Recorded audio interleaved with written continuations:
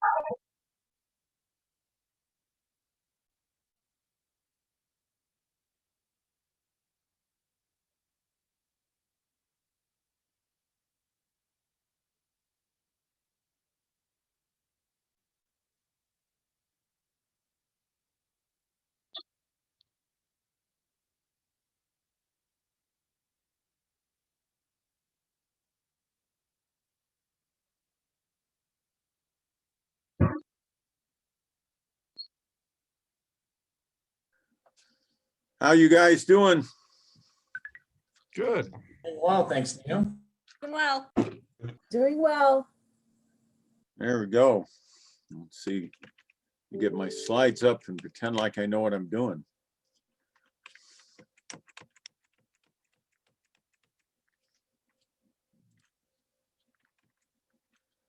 Just a few of us so far.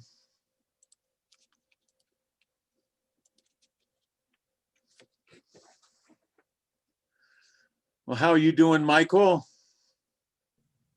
I'm doing well. You know, those questions took me longer than I thought. The answers, I should say. Well, there you go. But you did pretty good. Well, thanks. I was able to tweak the AI. You're right. Thank you. I was wondering, you know, I don't know how other people feel about this, but about getting started earlier on those answers. Does anybody else care about that, or am I the only You one? mean after, so I just say after you want to give people the weekend to make their question and then you guys want to start making your answers? Is that it? Oh, I don't know. That you're right. It would compress the first part a lot too. Maybe we'll just get used to it and get better at it. Yeah, maybe give it another week or two. Let's give it another shot. Today we're going to try sectioning out. We'll see if I can do that. God knows I'm not that good at that myself. But I'm supposed to be able to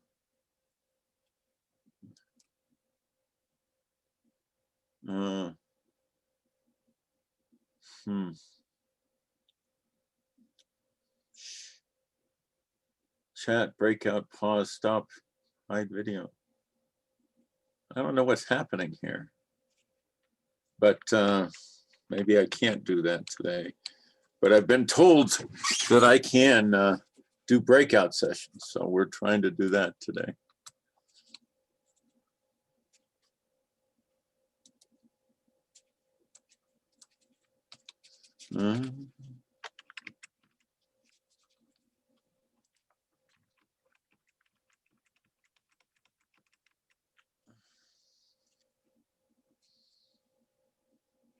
Am I sharing the screen? Can you see it?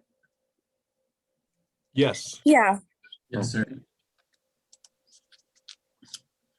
New discussants in the box today. We'll do things.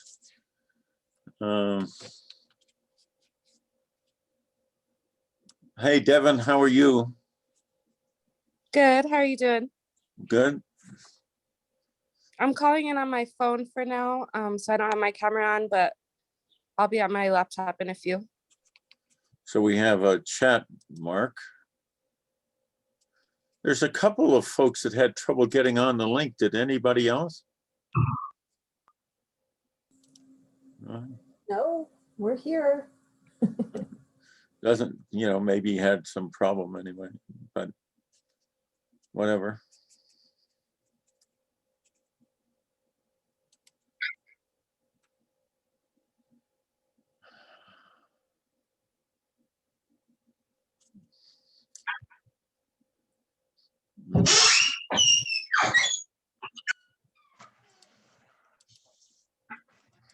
All right.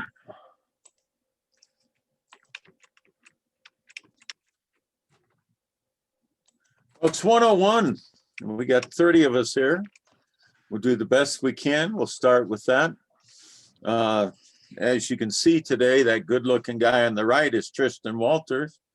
Tristan, are you here yet? No? Yep, I'm Yeah. here. Ah, you are, you good-looking guy, Hey, I'm everybody. telling you. Yeah, I found a picture of him. He didn't like it, so he changed and put another one on. And we'll have other people You're the here. as creative well. arts one where they had us all staged for a newsletter. Yeah, well, you know, I'm creative. What can I say? And we'll do what I can do. All right. So today we're still going to talk about the increasing importance of project management. We're going to talk about and discuss last class. We have 41 people now. The topic of today is what executives need to know about project management. What problems does it solve? What value does it surprise? Some slides on the readings and the trends, Tristan's discussion slides, and then we're going to talk about Nestle's B and C. All right, everybody okay? So today again, because I just want to tell us about a little bit about what you learned about last week, what you liked, what you didn't. How can we, whoopsie daisy. So John, we're going to go start with you first, Dr. Rasmussen, just because you're the first one on my screen and you get the lucky job. It's only a couple minutes. Everybody knows who you are now, I guess. And Yeah, no, for sure. Yeah, so I can just explain. I am John Rasmussen. I'm a project controller at Sandia National Laboratories. When it comes to what I learned last week, because I learned through the backpack thing that I use a lot of passive voice. So I will have to work on my passive voice to get a better in the backpack. But other than that, I think the most important thing that I've learned about program management is no matter what tools you're using, the most important things that you really need to do is to just be proactive and to always trying to be pushing yourself to be better about measuring things. So that's me in a nutshell. Over. okay. Cindy, what did you learn last week? What do you think? What did you have from last week that you thought was of value? You're on mute, so that's even better. So you can't say Walsh was bad. Can you hear me now? Yes, we can. Okay, so what I learned last week was just that we're all doing project management every day. It really, I think just a lot of the tasks that I was doing, this week made me more aware of, everything actually that I'm doing is project management, even at home.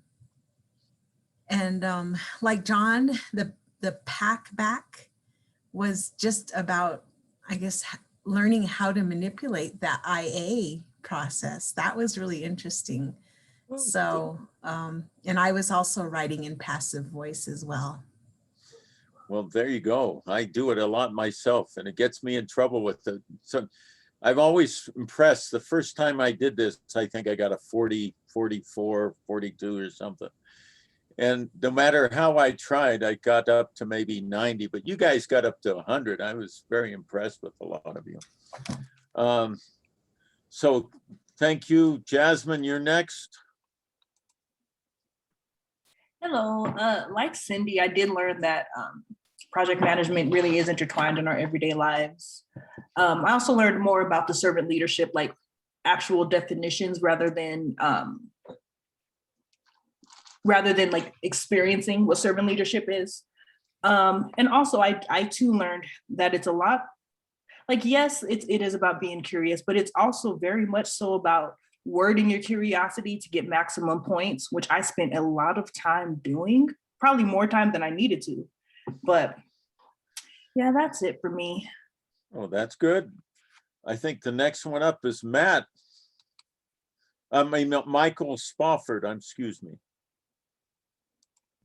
Oh, thank you for calling on me. I think the thing that really kind of was shining out for me was the importance of relationships in management. How many times you solve something by calling the right person. And it really kind of put the fire under me to continue to work on relationships in our group and then our relationship to other groups around the institution. Well, that's good. I thank you. Let me see if I can do. Morgan Bergman, your chance. You're up. Hello. So I really liked Packback. I liked digging into the difference between like the theory of something and the actual application of something. Having been prior active duty, there's a lot of servant leadership talk, and it's interesting to see different applications of that. and everyone having their own perspective on what that means. And so to actually learn what it is supposed to mean and then have meaningful discussions about how to effectively implement that was really cool. I am someone who's motivated by the number, tweaking things and rewording things and lengthening and shortening paragraphs. And in my responses, I opted to put slightly less effort, still effort, but I wasn't as fixated on 100 there. So I kind of backed off there with the responses. Well, Morgan, it's, you know, your experience isn't too different. I like it because number of reasons, you know, this is wonderful for a professor because it's, you know, again, I'm a Yates kind of guy, you know, I don't want to fill your pail. I want to start a fire and I want to get you things that get you interested and get you interested in the field. So I'm glad you liked it and you did better than I did. I looked at your score the first time. Oh, there we go. Sarah Zinschlag, did I say that good? Pretty good. It's Zinschlag, but you got pretty far, further than most. Most people give up at the Z. I really enjoyed the pack back exercises. And while it took a little bit of getting used to, as my colleagues have said, I liked that you could pick really any topic. And I loved after writing our questions, I really enjoyed going through everybody's questions and the breadth of things that were discussed and formulating answers. And as someone who likes to be right or get 100%, it was a good stretch of just using my creativity and my thoughts and formulating ideas. Yeah, you know, people are using more and more AI. There's a whole effort at LANL about using AI for some menial tasks. So you're going to see it a lot more. I thought it would be interesting, and this is a fairly innocuous version of AI. But, I really Baleen, how about you, Lamkin? Yeah, it's Balin. Oh, 1 out of 2. You know, what can I do? So I too enjoyed the use of Packback. I think it's an interesting learning tool. You know, as Sarah stated, it kind of gives you insight into how other people interpreted things and what their takeaways from it were. But also to kind of play the devil's advocate, I feel like the algorithm is a little bit flawed or lacking. Like when it gives you a range of curiosity score points, it's the like narrowest range that it'll give you is like 71 to 100, which is a C to an A for people that consider those numbers. So that doesn't really help very much before you hit the submit button.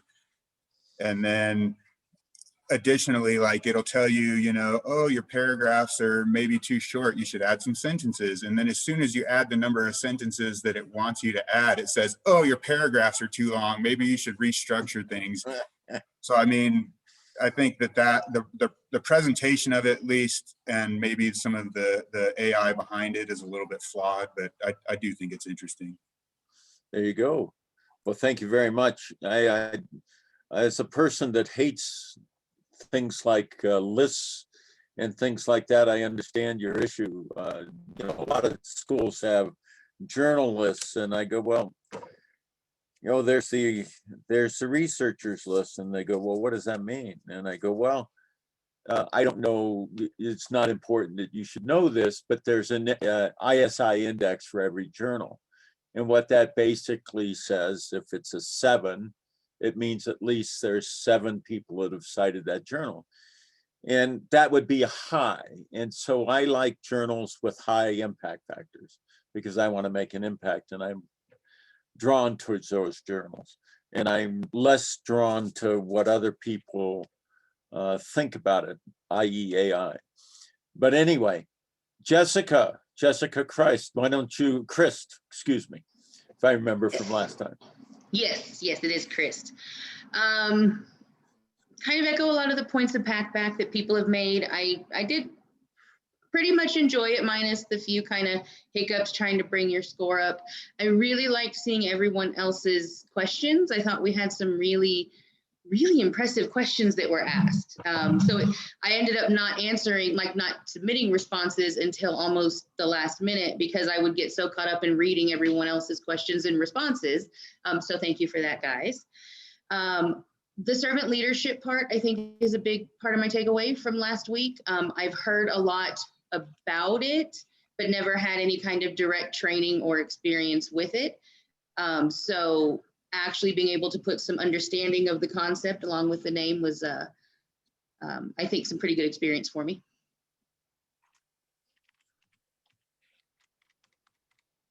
Good. I agree. I enjoy it. I enjoyed reading all the questions. The questions were great. And quite frankly, I loved reading some of the responses. They were very good. I am impressed with it and I like it. So I think it's working okay. Beth Williams, how about yourself? I like the pack back, and I had the same sort of struggles with the AI, to be honest, but I liked the idea that it really forces you to, I think somebody said this, is take a concept from class and actually think about how you apply it or what that means in the real world where you're actually, operating. I thought that was really important. I was really glad to be able to read other people's questions because that really helped me design my own question. And it was really fascinating to see, again, the variety of ways that people viewed servant leadership and the context that they put it in. And then also I'll add that actually the next chapter of the book was very useful. I actually applied that to some things I was working on this week because I had one of those aha moments like, oh, yes, this absolutely happens to me. So that was very useful. And so those are my takeaways. Well, I thank you very much. I thought it was pretty good. And I appreciate it. How about Lawrence, Dr. Rial? Good afternoon, everybody. I don't know if we did introductions or anything last time, but I was unfortunately unable to be in class, so I guess I'll do a little bit more of an intro. My name is Lawrence Rial. I do product and process engineering for R&D engineering for a company called Denora Water Technologies. And in terms of what I got out of last week, and both the packback and the lecture was, well, one thing from I think it was Tim or Jim, I'm going to forget, I can't remember his first name, but when he said that when I hear people say I don't have time, I interpret it as I manage through crisis. That really struck me. I feel like I hear that a lot these days, and I find myself saying that a lot these days. So it was a nice kind of mantra to kind of process for the week or the couple weeks. And then another thing was from a packback's response to my question. It really reminded me this week that, the importance of balancing kind of feeling like you have to carry the load as a servant leader and clear the roadblocks, and also that you really need to delegate and let the people who are good at doing do, while you kind of help, provide clarity on that path. So yeah, it was a good session. Well, Guy, I like that. That's okay. We're doing good. And I thank you for your input. Samantha Hughes, what did you learn last week? Hi, sorry, my child is all up in my business over here. Well, bring him on. I enjoyed. I like it. You're on mute, Samantha. Sorry. I enjoyed Packback, kind of getting the instant feedback right away. That was nice. Like everyone else said, reading all the questions was really insightful, the responses as well. But I have to agree with Balin that the 71 to 100 with my kind of OCD of a high score was a little tough to swallow, but I enjoyed it. Enjoyed learning more about project management and servant leadership. Thank you. Okay, I just have somebody says Chess M. I can't tell who it is. Why don't you go ahead, Chess? Yeah, Ches Montoya. Yeah, I don't know why it says that. I'll look into change it for you. I thought the material last week was very insightful. I used the pack-back lesson as an opportunity to ask questions that I've been wanting to get answered for a long time. I appreciated everyone's responses, and I liked the option of viewing other people's questions and responses. A lot of classes you don't get to see what other people are thinking, at least, you know, internally and writing for assignments. And I really like the reading. I look forward to the next chapters coming. Ooh, Professor may have found something struck gold. Can't believe it. Usually I strike lead. So thank you for liking the reading.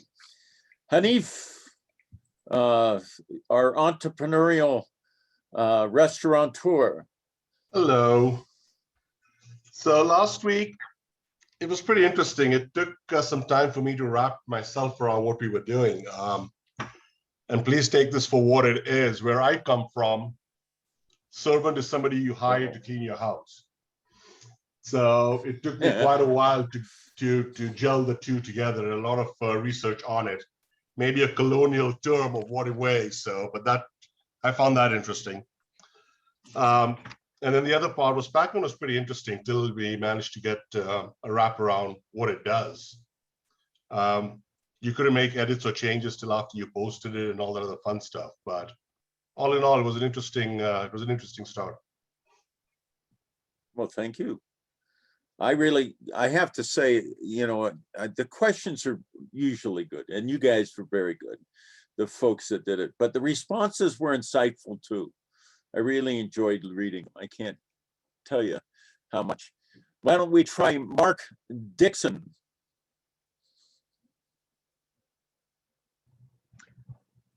Good afternoon, Professor Walsh and class. I think what I really learned, I think when it comes to servant leadership from the last classes, from my previous position, I really learned that I was actually doing program management, and those supervisors that I had under me were actually doing project management because they were each experts in their own disciplines, and I had 5 different programs under me, and I hadn't really made that connection until we really went through the class and what I read about servant leadership from last session. But I did want to comment regarding Packback. One of the issues that I found was it gives us the opportunity to add a link for a picture, a photo, or whatever. But for some reason, I'm not seeing it on my end. Maybe it's just me, but I see, you know, my fellow classmates have pictures in theirs and mine don't show up for whatever reason. Even though I attach the link, I don't know if I'm supposed to embed the actual picture into my posting in the question or not, but that was the only flaw that I encountered. Whether it's a flaw or not, maybe it's just me. Maybe I don't know what I'm doing. No. For those that put in pictures, how did you do it? Did you put a link or did you put the picture? Put the picture itself. Okay, there we go. I had to screenshot, save it on my own computer, and then, you know, browse for that, and only JPEG. Yeah, that's right. It had to be JPEG. I wanted to say that, but that's right. And if I'll point out, Go ahead. Go ahead, Morgan. Okay, I'll go real quick. At the top of where you put the description, it'll have little icons that you can put like a picture, video, link. I had the same problem when I first posted it. It just put in the website, and then when I saw that it was at the top, just look for those little icons. Yeah, I've used all of those functions because I just was curious. And so if you embed, there's a way to embed like a video. So if you like if you paste the YouTube link, if it's a YouTube video, it'll show like a little visual of the YouTube video with like a play button on it. If you want to upload a picture from the picture icon, I think Chess and Michael are right. Like if you save it to your computer first, and you also can add a link. So like if you want to add a link to like a web page or an article, it'll just have the hyperlink embedded into what you write. I thank you very much. Cindy Jarvison, how about yourself? What do you think? You got me in the beginning. beginning. I got you already. I didn't see your picture. I am so sorry. That's okay. Ryan I can go Roman. again. No, just once. Okay. So this is Ryan. I guess I'm a very novice when it comes to project management because I didn't realize what program management even was. So that whole first chapter was very eye-opening and made me start to think about my company and if we even have a program manager, and if so, who is that? So it was just I took a lot away from that and really kind of messed with my head for a minute. So Well, I like that. I don't like to mess with your head, but I love getting you to think, and I appreciate your offer on that. Did you find the packback interesting? I think to kind of echo some of the other items, I do love the instant feedback and kind of, okay, the score range is a little off, but at least you kind of know what you have to hone into to make a better question. And I think it definitely is, my first attempt, I got a 58. So I was like, uh-oh, that's not going to work. So I decided to work a little bit, and I think I just made a way better question, right? So I think it's definitely, it has its purposes and kind of makes you think about what you need to ask, right? So I definitely like it. I like it for two reasons. I'll tell you, as a professor, if I just have you post, right, I grade them. And you're not going to like everything I grade. But this allows you to iterate and get better. It's the best thing I have found to allow you to iterate and see for yourself how to get better. And is it perfect? No. But is it the best thing I found? Yes. And so that's why I use it. Megan Kersey. Hi. So I think one of the things that really struck me last week that I've been ruminating on all week is the concept of developing people who are working for you so they help move you up. And I've been really questioning whether I know how to do that. Am I doing that? Where am I missing? How am I not? What do we do to start building that sort of workforce and opportunity and sort of network within our organization? So one of the things I did within my organization was reach out to a few people to start I guess sort of a group where we can share some thoughts and concerns and ideas that are happening. And the idea is to create a safe space for various people within the organization, to just anybody who wants to join, really, to come and share and start working on how to create, safe spaces to develop each other and move up as an organization. So we'll see what comes of that, but that's where I'm at in that journey, that one instance. And I appreciate the thought and the ability to have thoughts that I can implement at work and start kind of refining how I'm navigating my organization within my organization, not my own. As far as Packback, I think it's, I don't know, it was nice. I think it forces us to really think about the materials more frequently than just every other Friday, which is a good thing. Well, thank you. Again, the other thing I think Backpack, it's just me, I don't know how many of you people, one of the, as a professor, I've got some tremendous emails from students occasionally, and they don't sit and think about what they send. And you know, we've all done it, right? We write something, we're a little upset, whatever. And I think this iteration makes you think about iterating everything you do, and it should. It's usually very good. The next, Chris Sanchez, you're up next. Hi, yeah. So I feel like I learned a lot about project management and program management. I have to admit I'm a bit of a novice in this, so just the basics really helped me out a lot. That being said, with PackBack, I found out that I'm very obsessive about getting a pretty good score. I must have done iteration for a little bit. Well, I like giving good scores. Paul Keys, go ahead. All right. Well, PackBack made me realize that I have senioritis and that I'm perfectly happy with mid-90s or anything over 90. So, but to get up there, you know, it seemed to be more about ordered list, numbers list, underlining, formatting, etc. And I did get dinged for plagiarism for not having a period in the right place. And so I was actually removed at one point.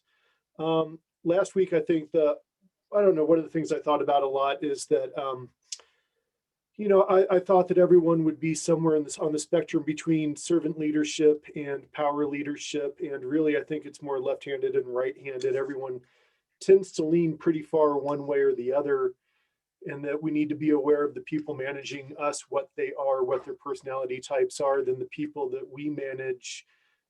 We might not be the right type of leader for them, and that we would have to pivot somewhat to accommodate them and make sure that they're getting what they need to succeed, whether or not that's being creative or productive and giving them clear goals, etc., or letting them run free. Thank you very much. Let's see, next up, Alicia Valdez. Hello. So as far as what I learned last week and a few things, I feel like I learned a lot, but a few things that really stood out is when the author said that he worked for a program manager who used to say we have improved our process one failure at a time. And I really feel like that's, I don't know, just resonated with me. I felt like that was really true, that we, even in my current workplace, when something doesn't work out the way that we thought it would, we learn from it as a team, and it really makes us stronger as a team and helps us to improve. And then he also made a comment about being too busy fighting fires to spend time to prevent fires.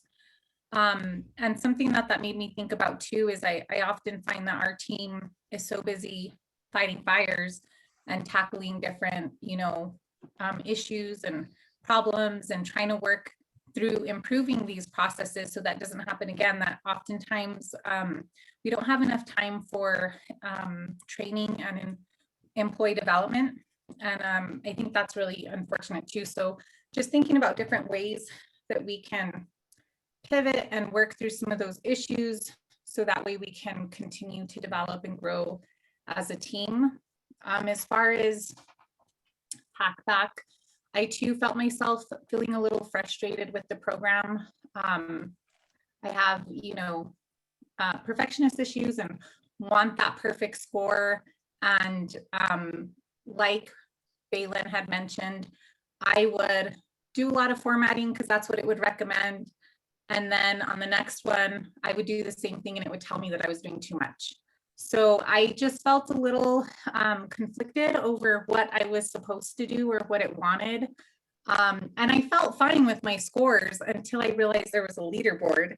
And then it kind of became like a competition. And I felt myself feeling like, wow, I really need to step it up and try to do better next time.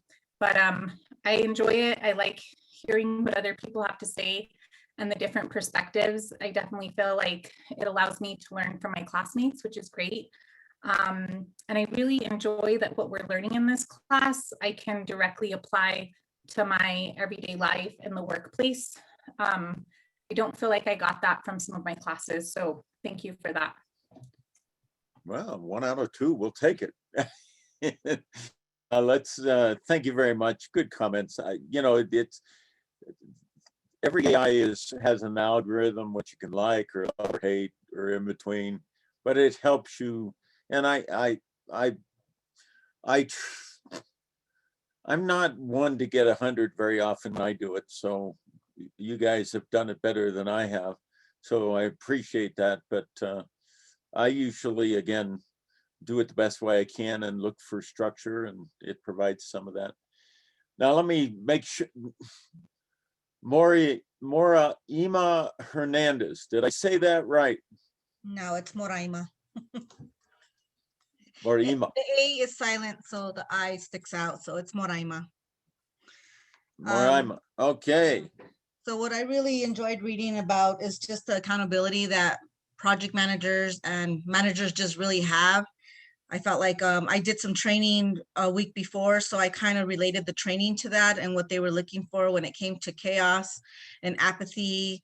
So a lot of that kind of related to some of the accountability that our agency, our leadership can actually learn from this. And I feel like, learning all this would be helpful to me, developing my leadership skills when it comes to moving up through the agency that I'm at.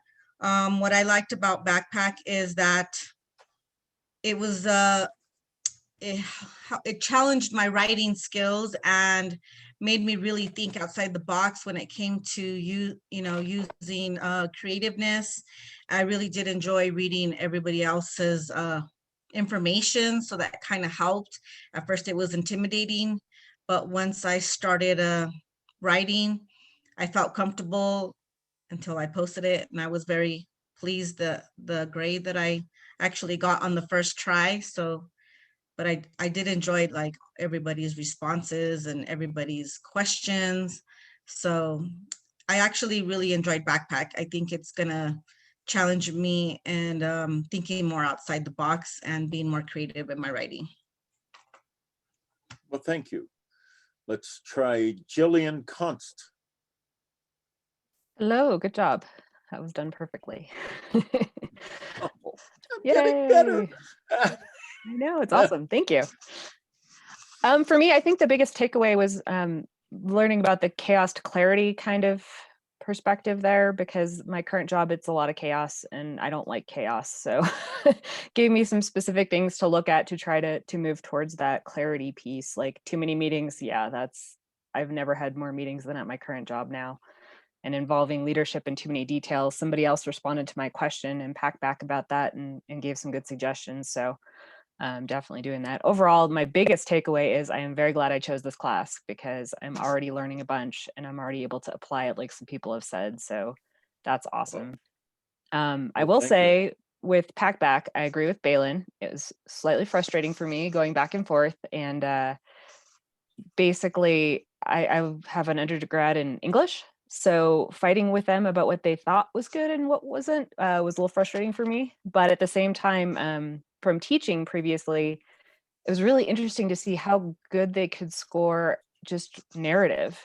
Obviously math, that's easy to score online, things like that. So as frustrating as it was much better than it used to be, from nothing to that. So it was really interesting. And I will say I'm proud of myself, because at first I was going for that 100. And I do have perfectionist tendencies also. And I was able to go, a 98 is really good. I've tried like 5 times and I have a lot of other work to do, so I'll let it go. And I couldn't have done that, I don't know, 10 years ago. So that was a good moment for me as well. Well, thank you. Now here's one I'm going to have a hard time with. Paul Schulzenberg. Close enough.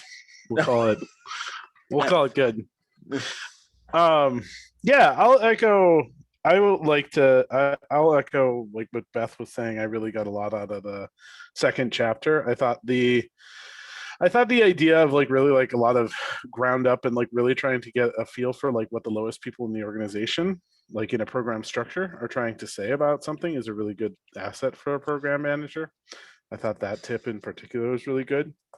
In terms of Packback, I really liked it up to a point, and at a certain point, I felt like I was gaming it and actually making my answer worse. Like I like the first, like up to about like, you know, low 90s, I was like, yeah, this is actually making my answer better.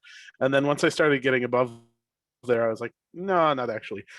So I appreciate that you're making this a 90 as a perfect, like, as like, that's what we're being graded on. So that allows me, I think, a little bit extra leeway where I probably will not try for 100 because I'd rather have the answer be what I think is a little bit better. Well, I mean, you know, I'm not usually a professor that gives 100 over 90 multiplier, you know, I want but you're right. I think in the low 90s, sometimes the thing is better, sometimes it isn't. But I didn't find much difference between a low 90 and 100 score. So I cheated for you. Thank you. But anyway, no, it's not. I just think that you got to temper AI with hopefully professors have insight. And so anyway, Dr. May, Shush May, what did you find last week? So I really did not like Packback in the beginning. For some of the reasons other people have stated, but actually the more I worked with it, the more I began to appreciate what it had to offer. I think I just needed to separate myself from the details of how the AI worked. And when I found myself kind of more in the curiosity space and reading questions and pondering them, and you know, maybe even, you know, looking up some articles about some stuff that did spark some curiosity, I really did appreciate that kind of mode of sharing ideas and thoughts. And last class really also did spark some questions for me, reading about accountability and discipline. And then I'm in healthcare, so I've had a ton of servant leadership courses. And it's a daily thing, and it's even more important. Recently, we've had new leadership at the hospital, and it's very important for them. So I found myself wrestling in the last 2 weeks with that, you know, the idea of there's accountability and discipline on one side, you know, turning chaos to clarity, being responsible, bringing people along quickly, managing change. And so that all falls under the leadership, what you typically consider a leadership role. And then on the other side is servant leadership. So sometimes the two things seem at odds with respect to how they compete for your time. And so I did a lot of thinking about that. I talked to my executive director about that. I did some reading about that. So I appreciated that the class brought up some thoughts and ideas that then caused me to go and just do more pondering and research and reading. So thank you for that. Well, thank you. That's well thought out, and I enjoy it. Now, I have to say, the next person, I grew up when I was a little kid, I watched a runner, and Gail, but I'll call him David, and I'm sure he is a runner as well. Gail David Sayers, and so one of my favorite persons to watch on TV. Go ahead, David. Uh-oh.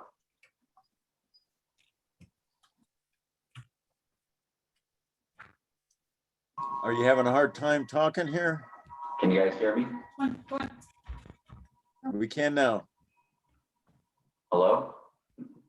Yes, sir, we can hear you. Okay, my internet froze. I'm sorry. Yeah. Did it again.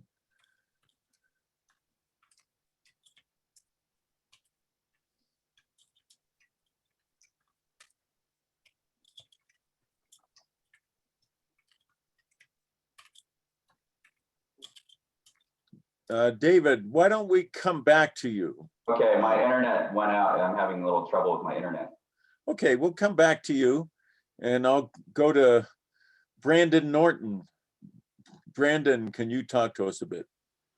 Yes, sir. So I think one of the most interesting things I found from last week was the 5 stages of career apathy. That's I kind of paid attention a little bit through the week with that, and can confirm that's kind of a real thing. Also, one of the things that came up in the discussion last week that I hadn't, thought about since taking over my program is what is operations and what is project management. So, headed into the last couple of weeks with the idea that, some of what I have is a revolving theme, and then others are, projects to improve that theme, has kind of made, I'll say, my program a little less stressful, because I can, hyper focus on areas that need improvement and projects that should have deadlines, and start, corralling those a little better in terms of budget than worrying about the overall, my entire program is spending like this. So it was a pretty neat take, and it kind of let a little pressure off over the last couple of weeks. Well, good, some value. Yes, sir. Well, thank you very much. I appreciate it. One of the things Professor likes, we're doing things that might create value. Dr. Kirk, Annie, why don't you go ahead? Sure. How you doing? Yeah, I as much as I've heard other people say they don't really like the backpack or pack thing, I kind of think it's pretty helpful. It wanted to kind of get me back into writing again, because when you're doing accounting and that's kind of what you do, it helps. This is definitely helping me kind of get back into the swing of things, if you will. But I thought it was sorry, my team's laughing at me.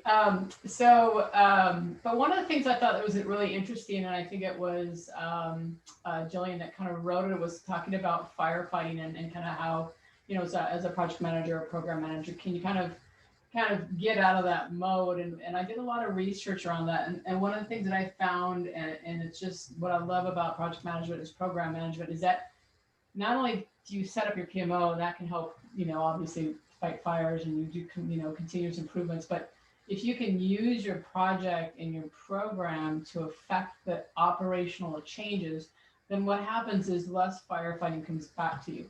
And it's this long-term process of program management and project management, I think, that helps just kind of, if you can kind of get your operational team, through your programs and your projects to kind of continuously fight, continuously improve, then not only will they not fight fires, but as a program manager and a project manager, I think you will have to stop fighting fires. And so I thought this was really kind of a cool process of how we go about this. So, yeah. Well, thank you. Dr. Sayers, would you like to try? Yeah, sure. Thank you. My internet cuts in and out, but it's funny that you know about Gail Sayers. Not a whole lot of people know about Gail, but I just wanted to comment. Yeah. I just wanted to comment. I find the book is going to be incredibly helpful. I'm already finding it very useful, at least in my current position. And then I can echo some of the sentiment as far as Packback. When I was initially looking for or posting a question, I was having issues trying to find articles that matched my question or a link. So that's where my kind of question had to mold, and I had to kind of make sure my cited source reflected my question. But it's really interesting, the conversations that are occurring. I'm excited to see what else we're going to learn from that. Well, I thank you. Dr. Lewis, Ryan Lewis, UNM man. Dr. Lewis sounds awesome, but not quite. So the biggest thing that stuck out to me last week was the servant leadership. And most of the time, I'm annoyingly optimistic. And I'm for sure a servant leader, but I found myself thinking all week, how do you keep that up? And as it seems kind of like a newer trend, I also wonder if all the servant leaders kind of ran out of steam. So the people that are up there in executive level were servant leaders at one time and just couldn't do it anymore. So been thinking about that and how I can keep up with it this entire time, because I think it's a really good, effective way to lead. Thank you. I think so too. I remember just a little antidote, as you know, professors get off. I've started a number of firms, as I think you guys all heard. And I found that I hated being a reactive manager, so I hated that. but I viewed my job as getting those that could do the resources to do. So in actuality, I was a servant leader, right? And I think most people that are good at it are. But anyway, that's just me. Jacob Brown, the man of renown. Sure, I don't know about that, but so my question the last week was on accountability. That's something that I'm working on here in my organization. Is we don't really have a culture of accountability currently. It's gotten by just from the excellent quality of people that we have. But as we continue to grow and expand, there's some things that I've noticed are falling through the cracks. So my question on Packback was about how to deal with that. So I got some insightful answers, but really trying to work through the process of crafting a good question, kind of forces you to do some research as well. So I think I learned just as much researching so that I could get a good score on my question as I actually did from any of the responses. Let's see. So that's, I guess, what I learned and also my feedback on that. Well, thank you very much. I can tell you, I only can see 4 of you at a time, so I'm probably going to miss people over the thing here, but we're still going strong. How about Dr. Moya? Hello, it's Natasha Moya. Yeah, but it just said in, I was in trouble. It was really interesting reading everyone's comments and questions on Packback. I really learned a lot about the differences between program and project management. In my job, we mostly have program managers, but a lot of supervisors tend to do project management, engineers, which is in the field that I'm at Los Alamos.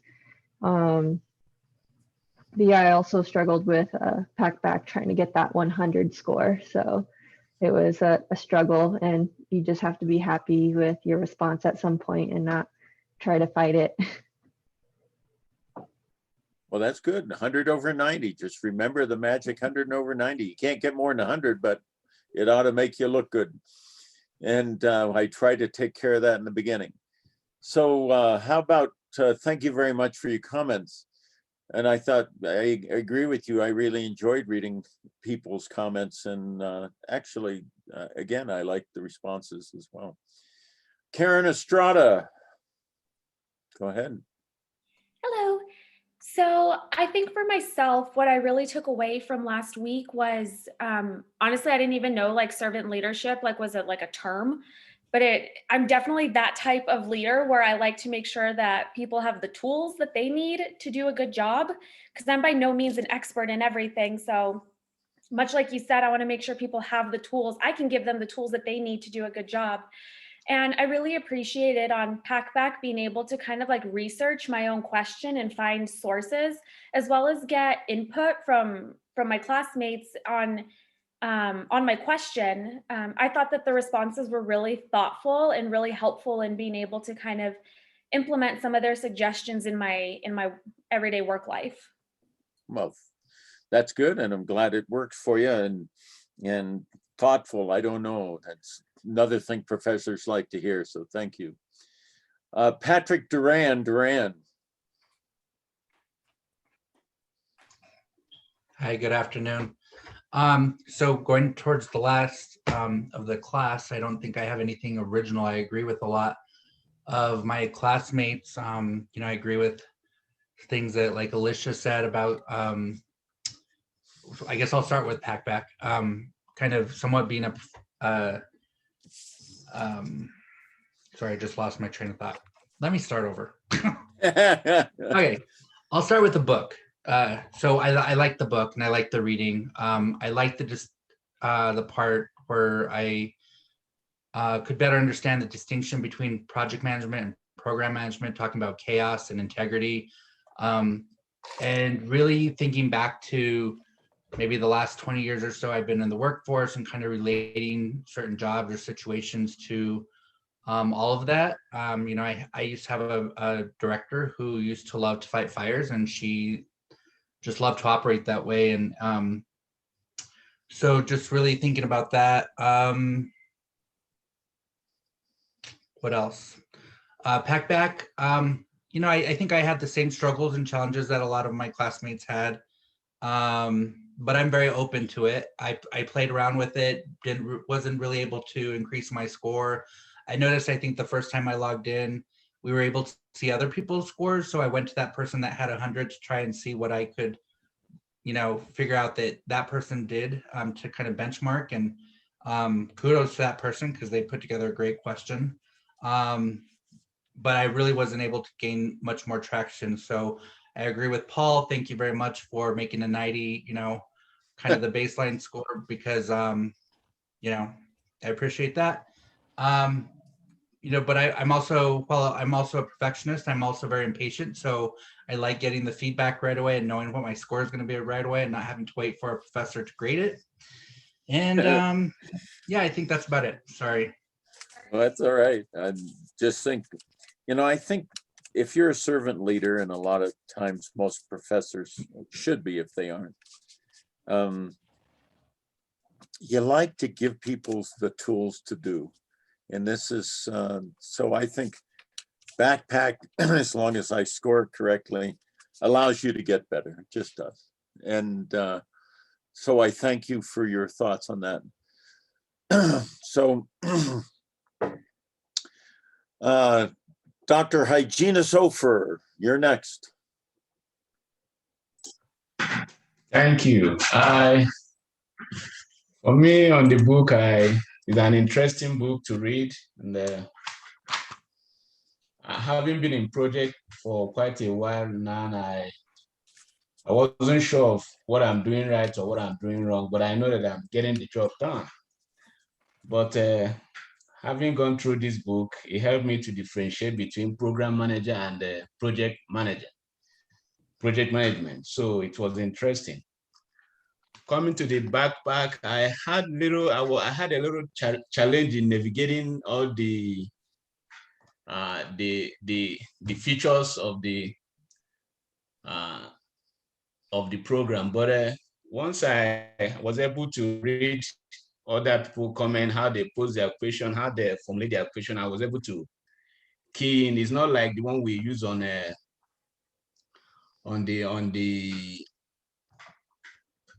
one we have in school, like some other classes you couldn't see someone else's question until you ask your own question, and you can't take back your own question. So, but backpack helped me to be able to actually modify my question and be able to find link, to be able to get some article that I was able to use to formulate my question, and also responded to other people's question. Initially, when I asked my question, people didn't respond to mine, but I was like, what did I do wrong? So I reframed my question, and after a while, I saw that 2 people responded to my question, and that gives me some joy.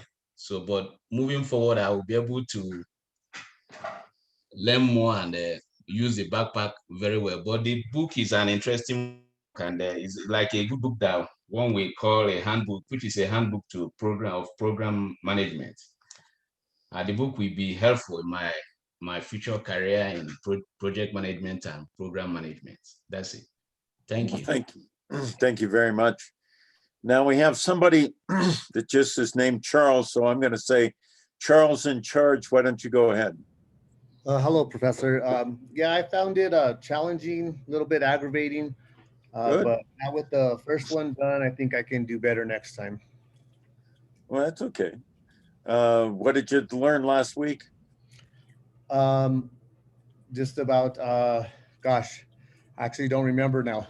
Can you come back to me? Sure. Thanks.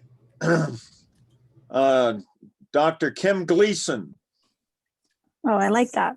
I like that title. I did too. Thank you. I got one.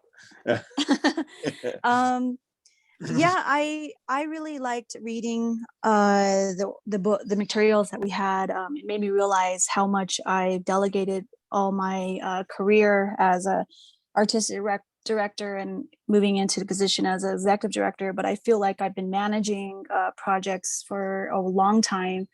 But it made me realize how many projects that having that in process, and it I'm always exceeding the organization's capacity.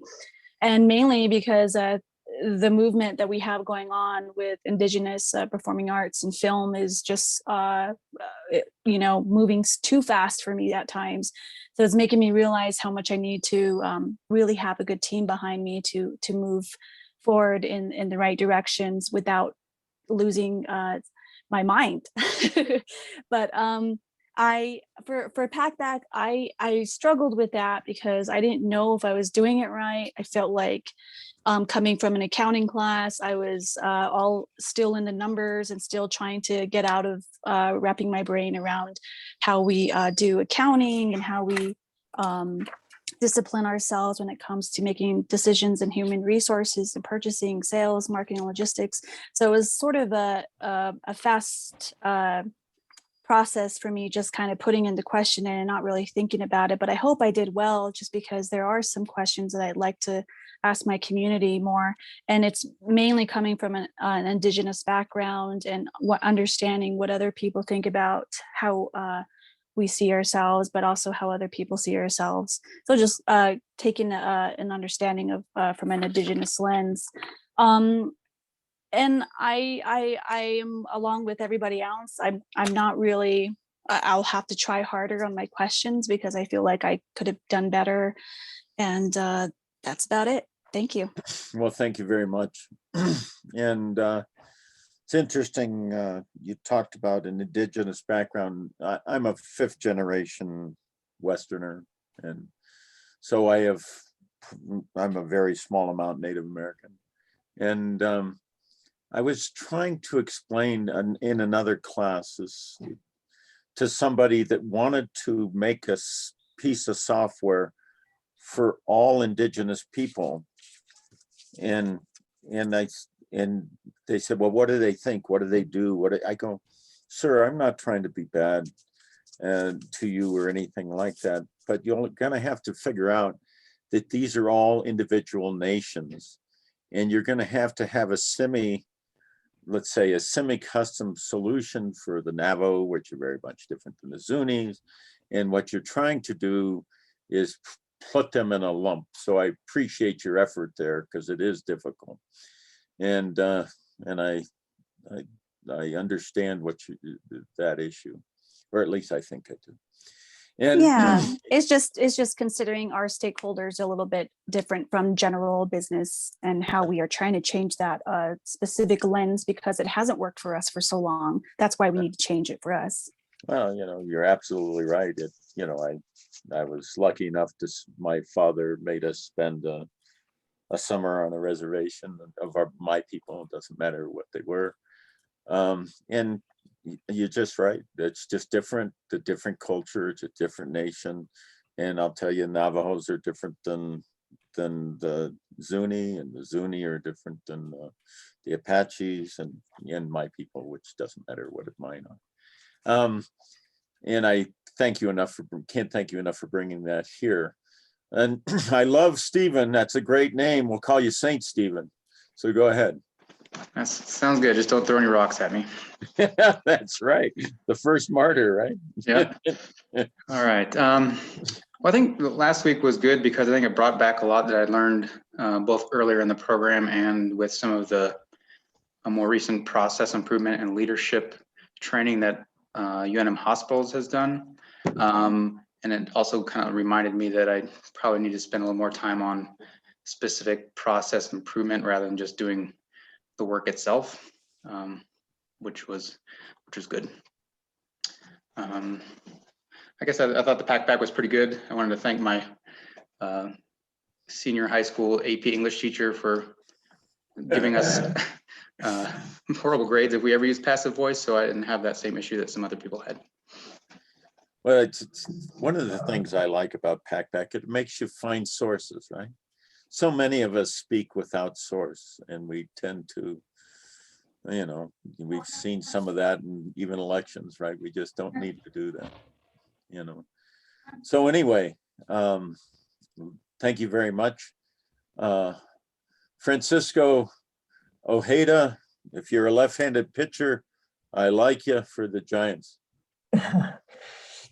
No, first, regarding Packback, what I like is the ability to, like you said, add sources and links and videos, because that allows you to kind of see what other people are thinking and where they, what their thoughts are and where they get their information. Like, for example, there was one question I think that said, what are some of the best tools for project management? And there were like 4 or 5 responses with a bunch of links of different, to taking them to different links to different tools. So I thought people's questions and answers, and that had the sources and videos and the links and different tools, that's really helpful. And that kind of, if you want to continue researching a different point of view or continue researching, say, the best tools for project management. So obviously, so I like Packback just from the broad knowledge that people were able to give and kind of all the different tools that they were able to provide with the links and the sources and that type of stuff, so you can continue researching that. And then what I took from last week is servant leadership. I didn't really know that that was a kind of a definition of that and kind of what that concept is. Although I still kind of struggle with the word servant in there, because I don't know, to me, servant it has a negative connotation to it. But regarding servant leadership, I liked how there was a definition of it and what are the good aspects of it and the bad aspects of it, and just everything of that. So. Okay. Well, thank you very much for your time on that. And I think we're going to go to the Wrath of Khan. Hey, Professor. Good afternoon to everybody. Thank you for giving me this opportunity. I started off the class last week looking forward to it, and I ended up the class the same way. I felt like I learned a lot, so that was, and I was looking forward to the subsequent classes as well. The things that really wowed me were I wanted to spend a lot of time reading people's responses, every single one. And I just couldn't do that. So I had to skim and skim and skim and just find ones which just appealed to me very quickly. But the Packback tool, I really enjoy. I felt like it's emphasizing things I learned in business communications. But I started off thinking, man, this tool is not grading me on what I'm writing. And then I ended up understanding, well, it doesn't matter what you're saying. What matters is how you say it. So I really started getting into it. I also found the rubrics that were on the Packback website really helpful. So the Packback tool for me was kind of a great discovery. And I think the responses and the questions were an opportunity for me to understand what other people found was important to them, the world they kind of lived in and the problems they were kind of trying to solve. So super, just super. The class itself, enjoyed the expert discussion, and was familiar with servant leadership when I came into the class, learned more about it through the expert discussion. The thing that I found difficult, the book. I felt like there were so many words and it said so little in that first chapter. But then I went back because I felt, I took my takeaway from that was that, well, shoot, you need to go back and read that chapter again and maybe you're missing something.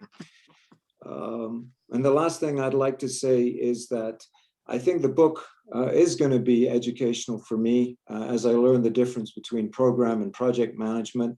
But I will have to say this, I am skeptical about all this emphasis that people are putting into project management. I understand projects implement change, can do things better, but I am not convinced that that the quality that we need in our organizations is necessarily going to be driven by project managers. And so I'm interested in hearing all the other expert discussions. Thank you. There you go. A skeptic won't convert you.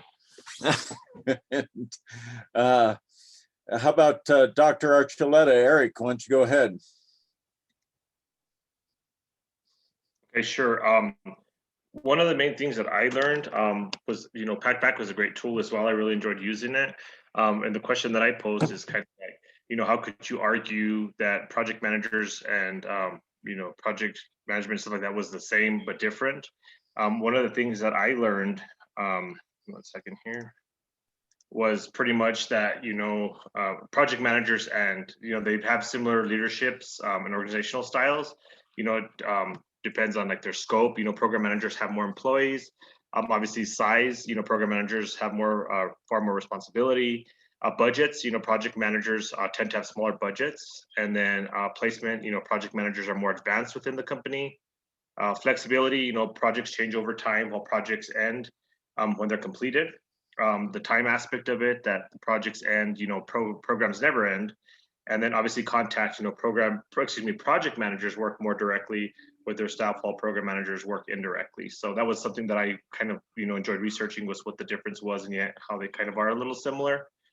So it was interesting, and just using, like I said, Packback and going in and editing my posts and stuff like that to try to get the highest score possible, and utilizing the suggestions to make that happen. It was really interesting. So. Well, thank you. How about Monica Hernandez? And I'm sorry, but your hyphenated last name didn't come through. That's all right. It's Lara, but Monica Hernandez is fine.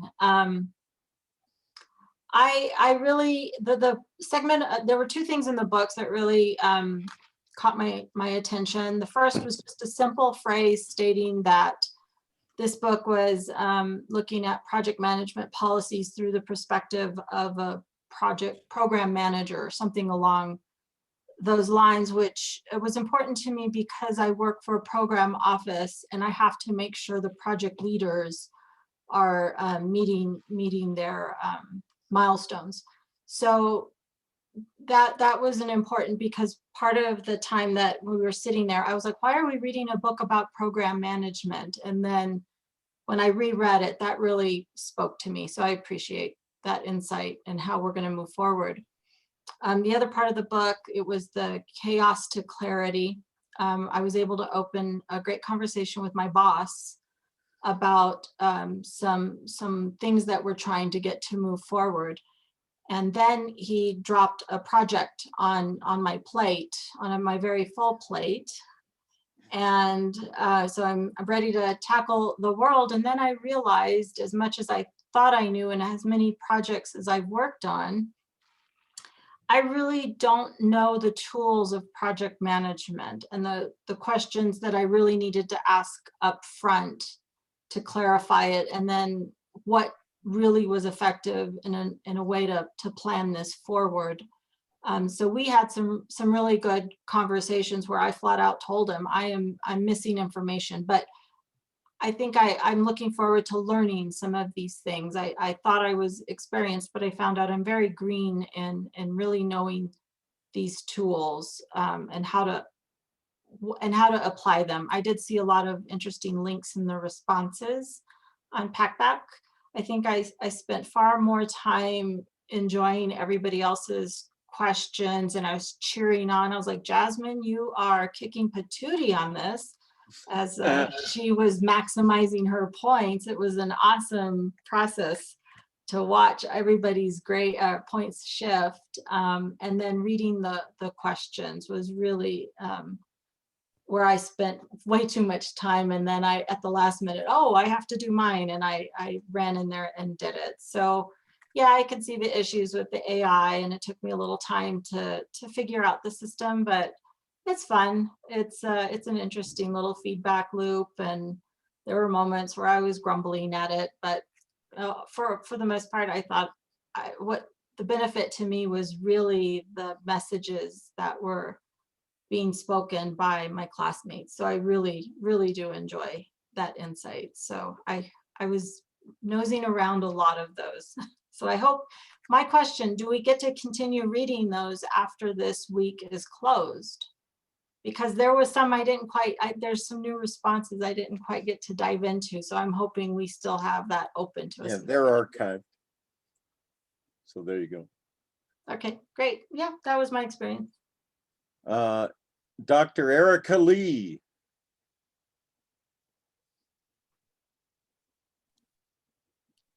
I like that, but I don't think I'll have the patience to go that far. Oh, Um, but I did take a lot away from chapter 1 in being that and how it related to me as a supervisor. I wanted to really look at what the meanings were, and also bringing it back to me and how I did as a supervisor. So doing a self-evaluation, and I found that I was actually a servant leader as well, and I wanted to share with everybody with Packback that there is a resource that does writing analysis, which I used before I posted my responses, and it did help with where I was passive, using a lot of passive verbiage in my responses, or if I'm too wordy, also just simple grammar. But it's in the Anderson School of Management resource page. You can paste your response there, and you get an analysis of it, just to check your writing if you want. Packback I really did enjoy. I don't see myself as a really strong writer, but I feel that with Packback, it does help me to improve on it even more. And that was one of my goals while attending this cohort. And those ones are my takeaways. So thank you. okie doke. Tyler Smith, Dr. Smith. Thanks, Doctor. Actually, I appreciate the fact you're doing that.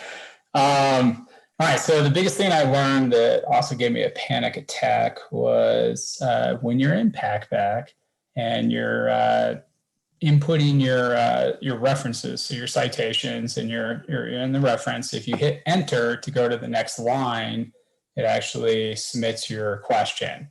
So when I was at that point, I was trying to do my second reference, and I was nowhere near complete, and I submitted my post, and fortunately I was able to go back in and edit it and finalize it.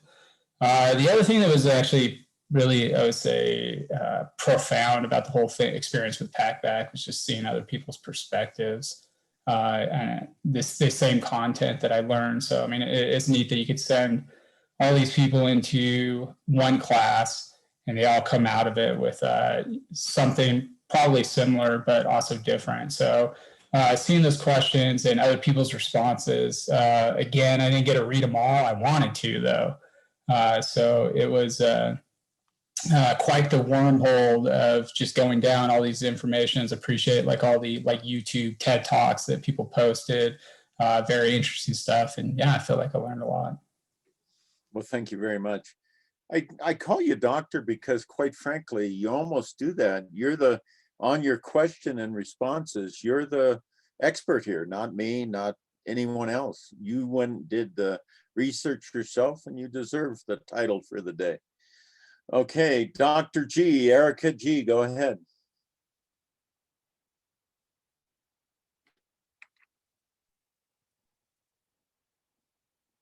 Dr. G, Erica, you got to unmute.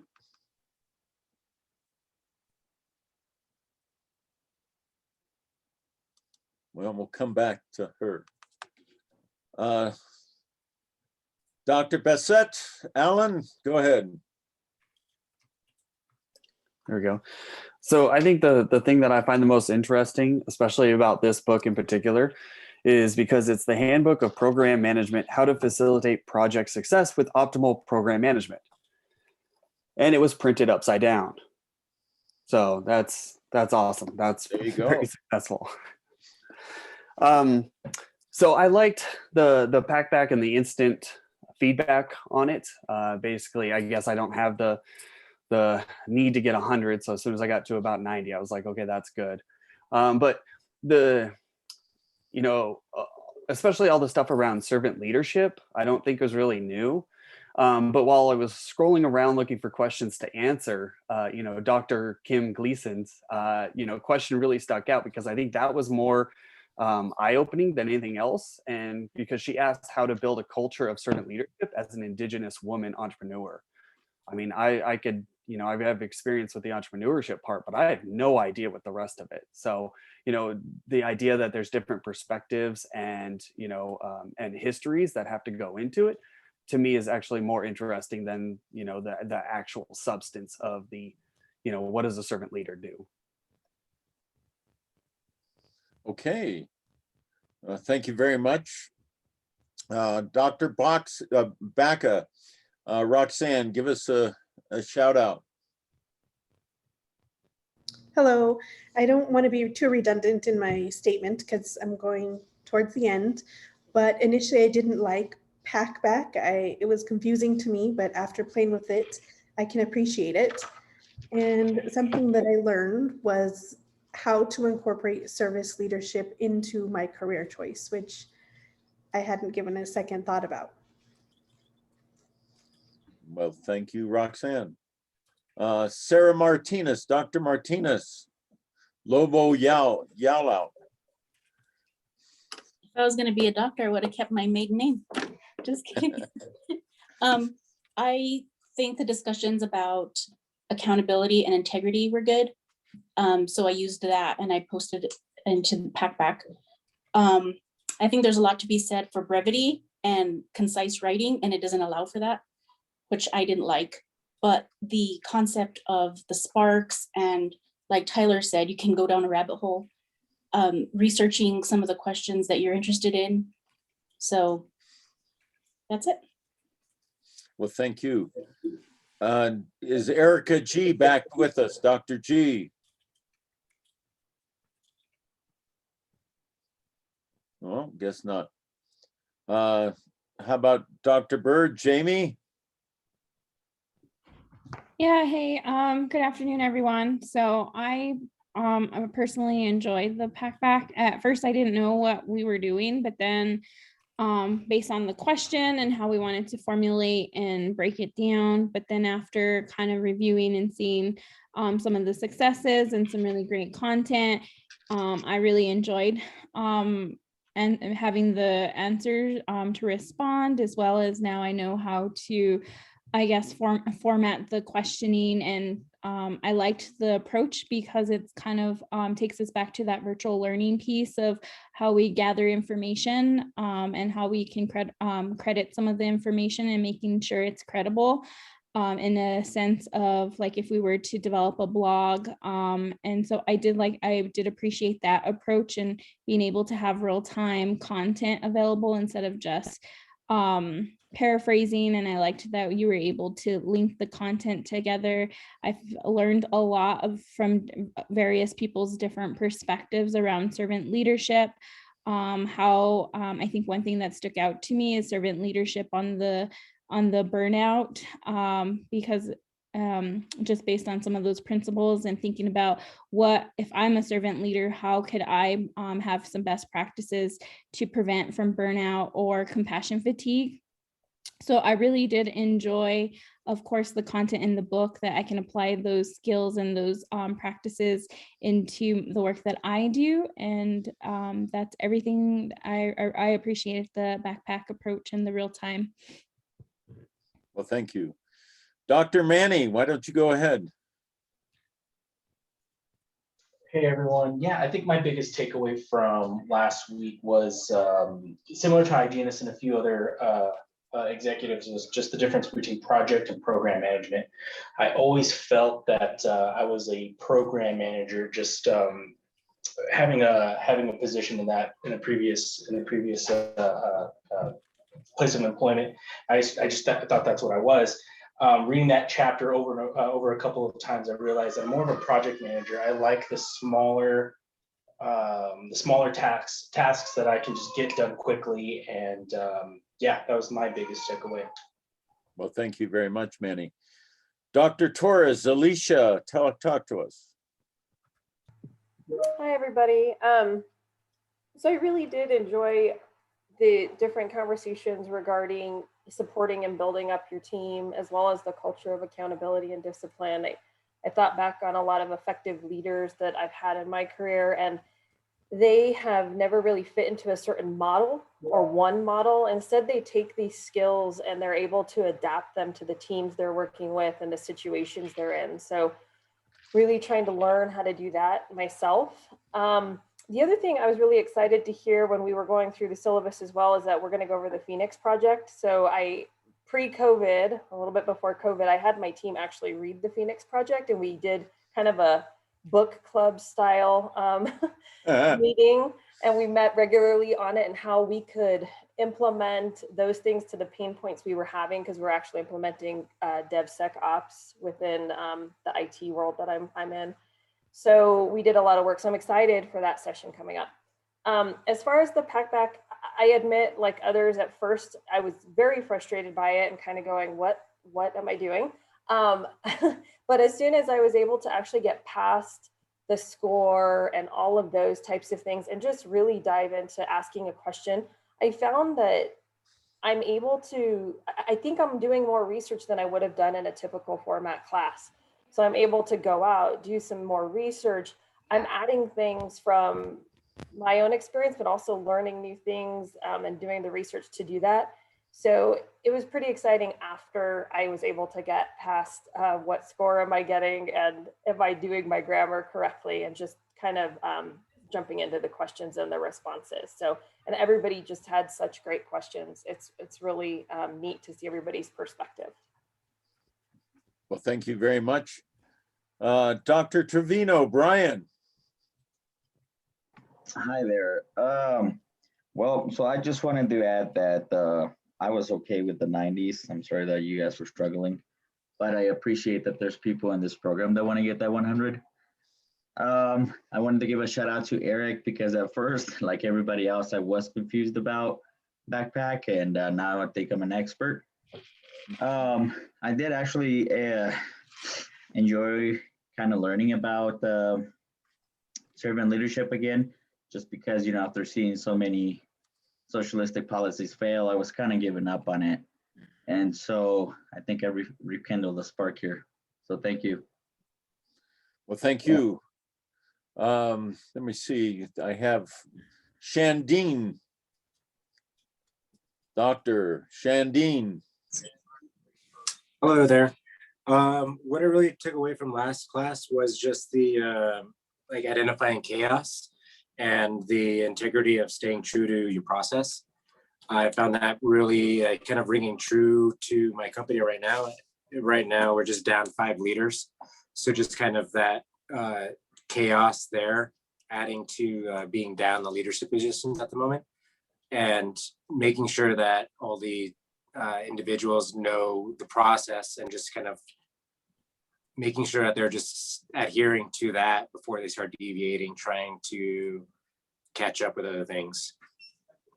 That was like the major thing. And I was actually like sending pictures of some of like the portions of the book to my other leaders in my building, like, hey, look, this is what we could be doing, or this is kind of like what's happening right now, and trying to figure out how I can apply some of this stuff to my work right now.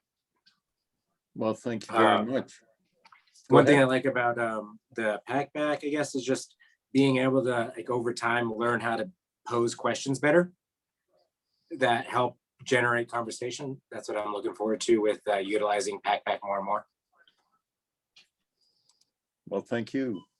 I'm trying to, I think, Erica G, are you there?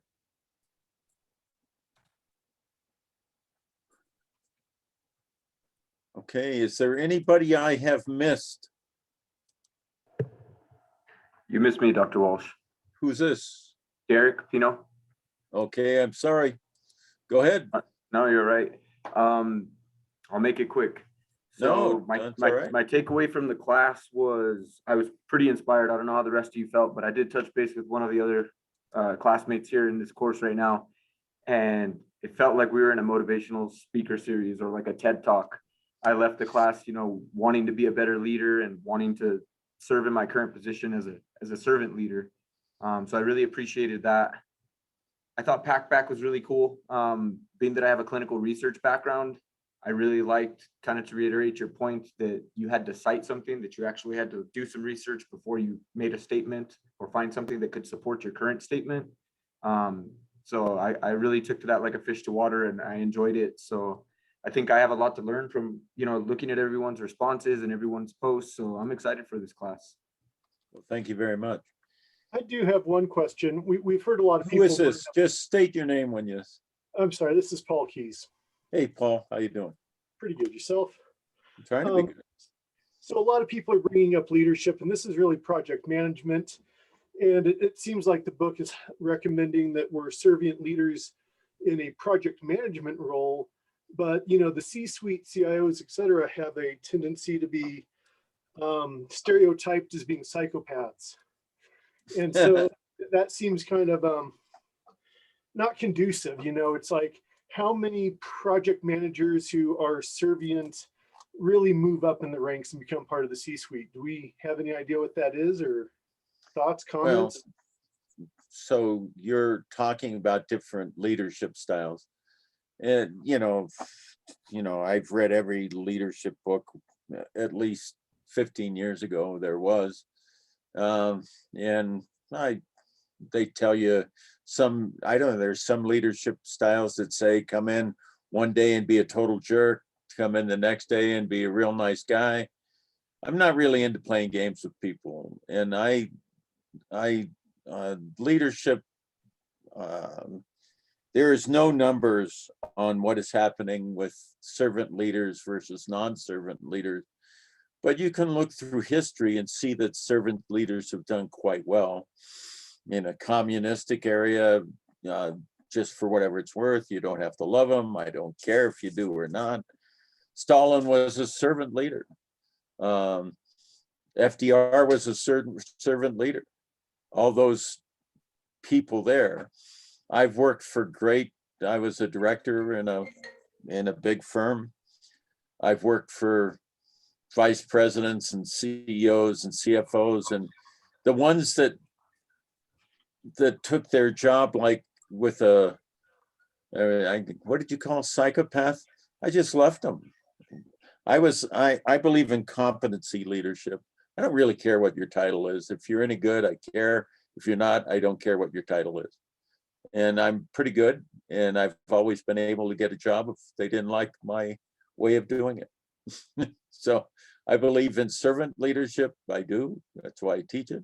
I believe in competency-based knowledge. I mean, I know what I know and I know what I don't know. And I think you're seeing people move towards that for the simple reason because it works. I think last time we were here, somebody found the number since 1960 or something, only 30% of the Fortune 500 firms are still in the Fortune 500. So let's say that we had psychopathic leaders for 70% of them. Benchmarking, let's benchmark best practice.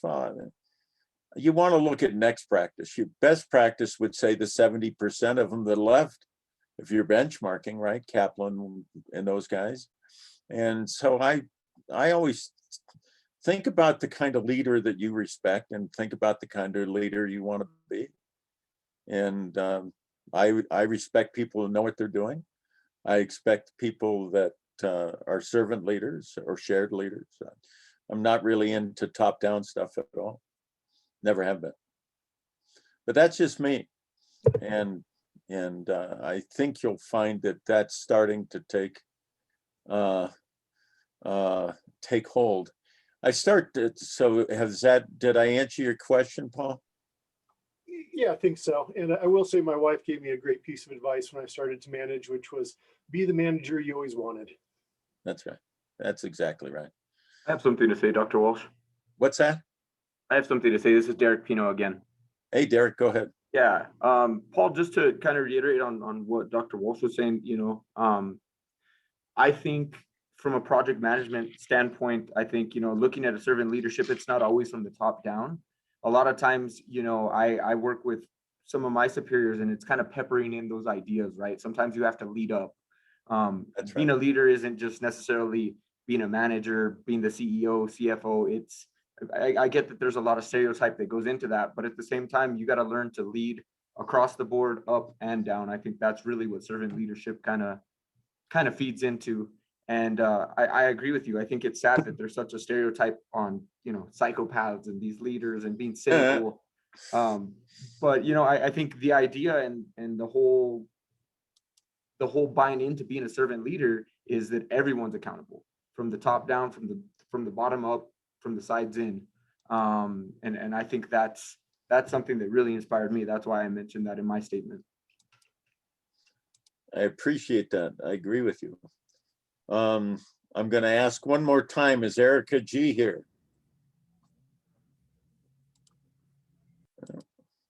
Guess not. But I think it's time for a 15-minute break, don't you? Yes. Okay. All right. So let's say 2:47 or something like that. And I forget which one of us is up, but one of us is up. And I thank you. And please take your break.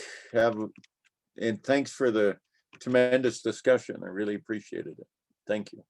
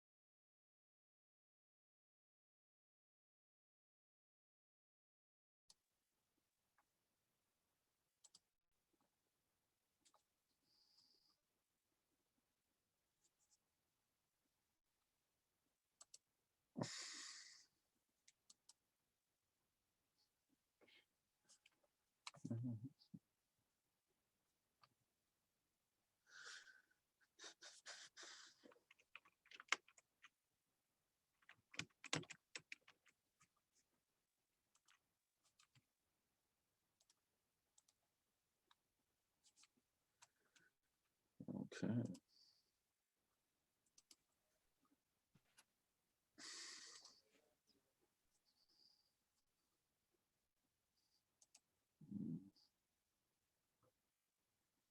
Yes, it hasn't changed to my match right there.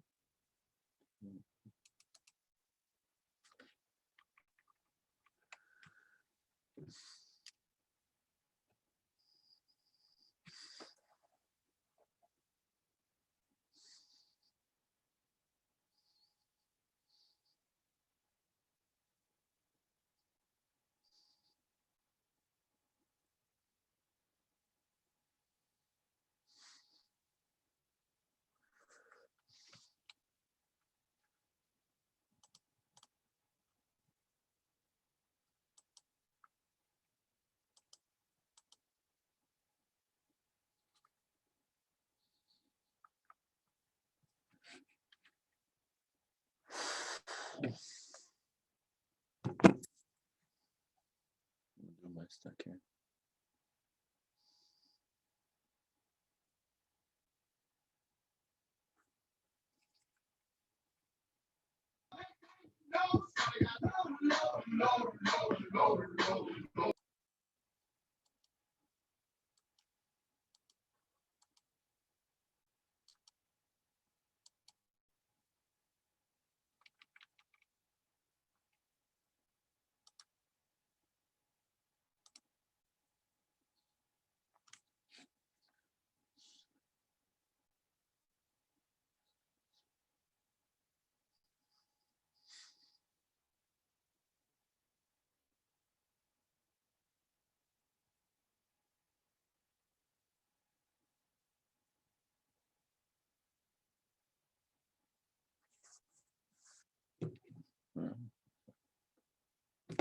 Well,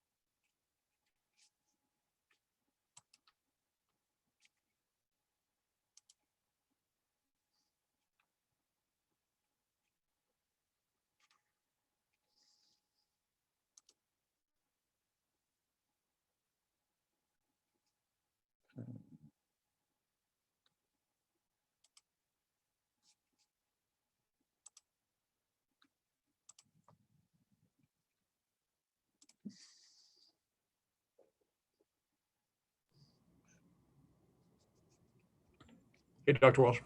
Hey, how you doing? Good. Are you saying that Stalin was a servant leader before he changed and killed tens of millions of people?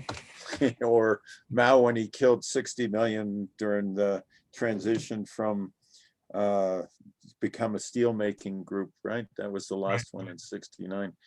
Oh, I like to read about all leaders, and yes, he was.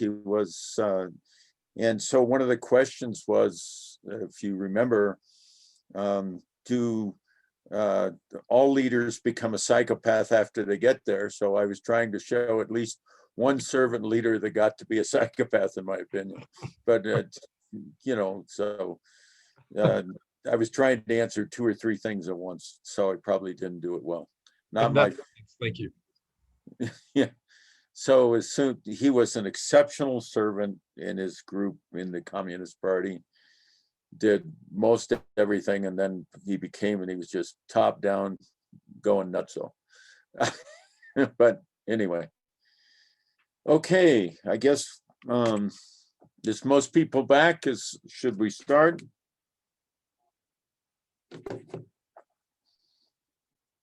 Everybody back? No? I'm back. Yes. I'm back. I'm back. Okay, should we start? Go ahead. Start. We're Yep. just at time now. I just wanted to make sure, I sent a lot of notes out to everybody and about backpack. Understand that I had to keep it open, and I prefer not to do that again. As a matter of fact, and I tried to reach out to both my department chair and the folks in support staff from the EMBA to make sure that you guys got other messages. But please, I may be the first time it's difficult, but it won't be that difficult going forward. And we hope you have equally interesting questions for this time. Tristan and I will be giving this, but just you remember this, and I just, well, there's a question in chat.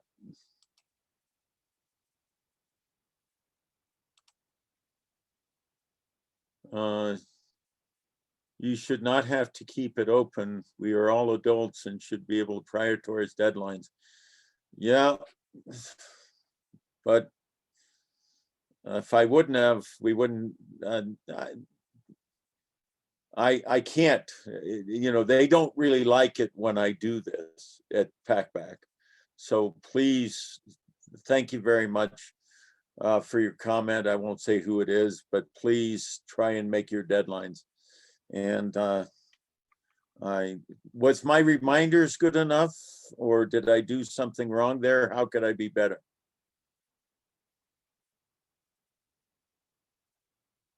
Everybody's on the ball. We're in good shape. All right.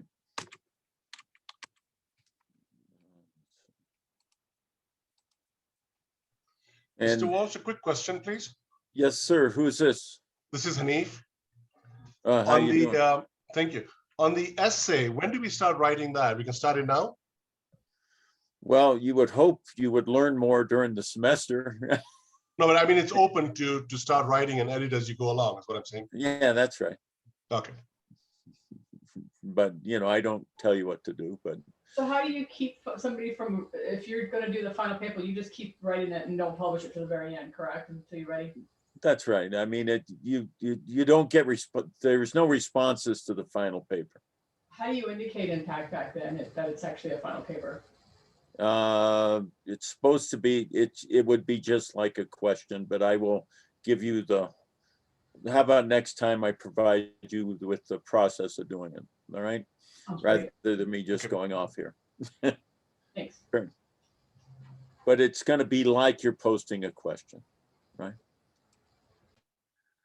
All right, so I'm just trying to be good here. And there's a couple people, and if you really want to figure out how to do this, look at the rubrics. I will guarantee you the people that got 100 spent more time on the rubrics than I ever have, right? So, but, all right. Oopsie daisy.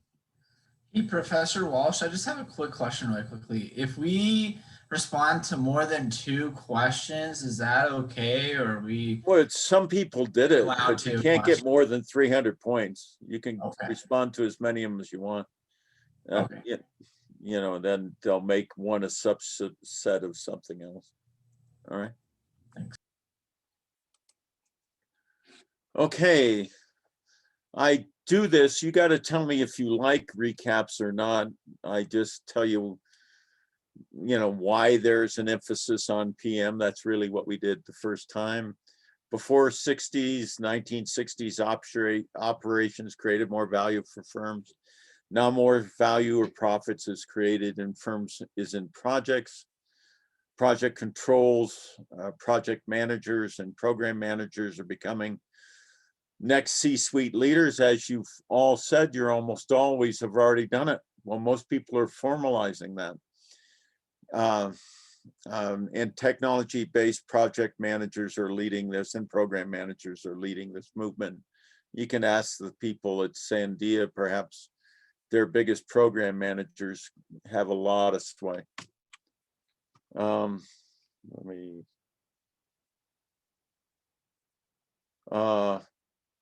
Do we get any extra credit for doing more than 2? No. But you can do as many as you like. Oops, did I go too far? Oh, no. Project management techniques have many issues, and it is not a panacea. Remember that Winston Churchill once said, democracy is the worst form of government except for all others. That's kind of like doing a project or a program without the tools.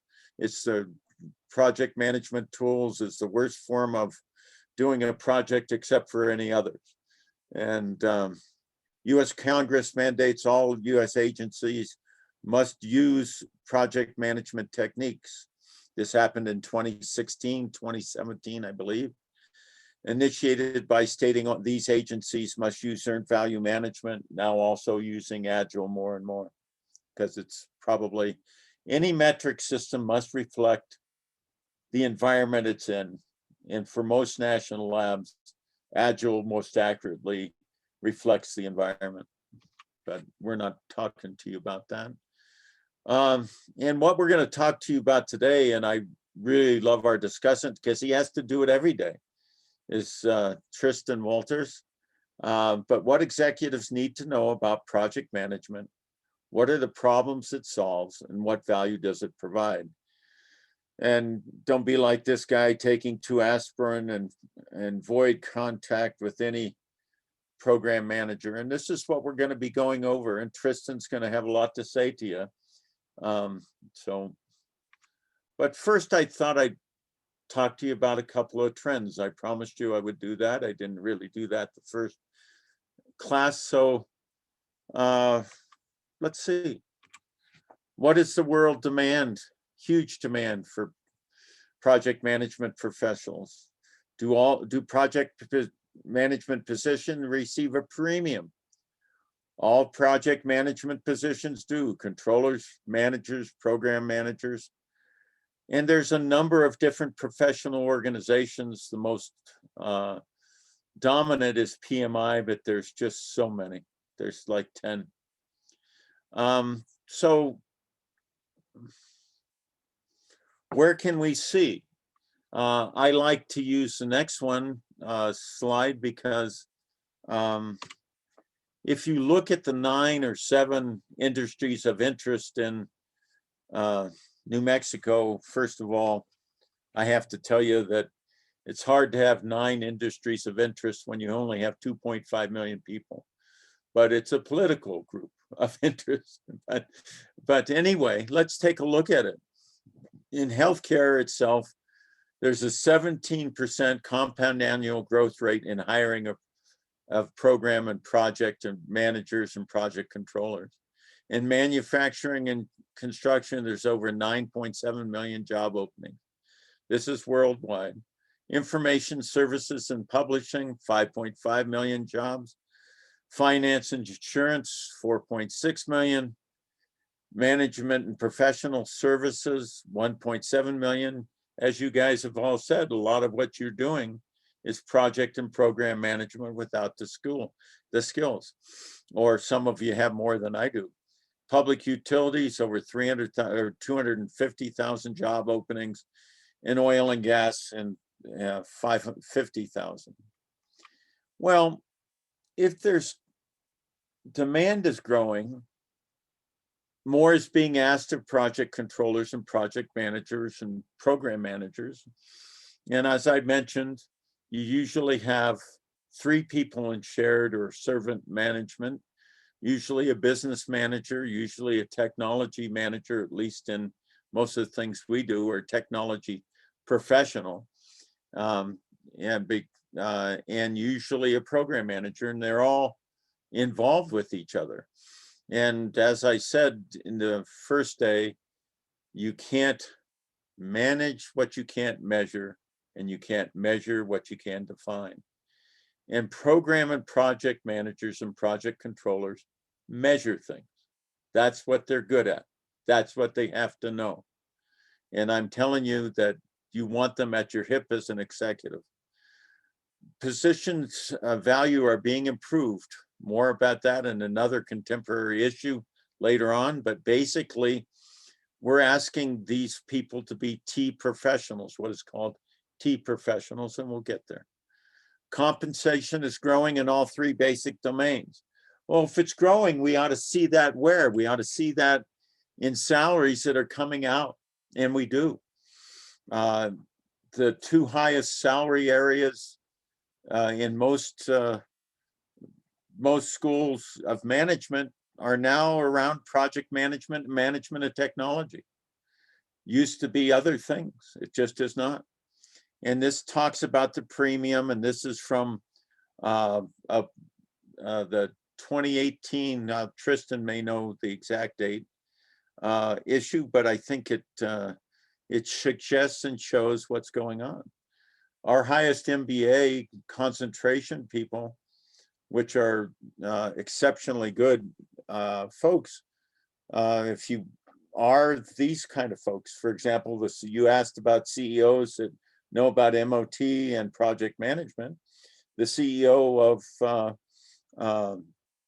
of New Mexico Manufacturing Extension Partnerships is one of these people that graduated from our area. Another one is Tristan. Another one is the head of it at Los Alamos, but that's just 3, and it's incidental to them being here. But an 82% premium suggests that this is of value. I think somebody asked a question of that, and at least most industries are valuing this skills and knowledge. And it, so, you know, if you read chapter 2, it almost makes the program manager look like Superman, doesn't it? Or Superwoman, or whatever it is. And, you know, and basically what they are is a thick T professional. Most executives are. That's why they look like you. An ability to develop a culture of success, the ability to self-regulate and create a culture that does so as well. Ability to be a part of a team. Leadership based on trust, consistency in action, an effective questioner. Decision-making at appropriate levels and quickly. That's why top-down people don't do as well, because they have to make every decision and they get worn out. Ability to mentor personnel and others.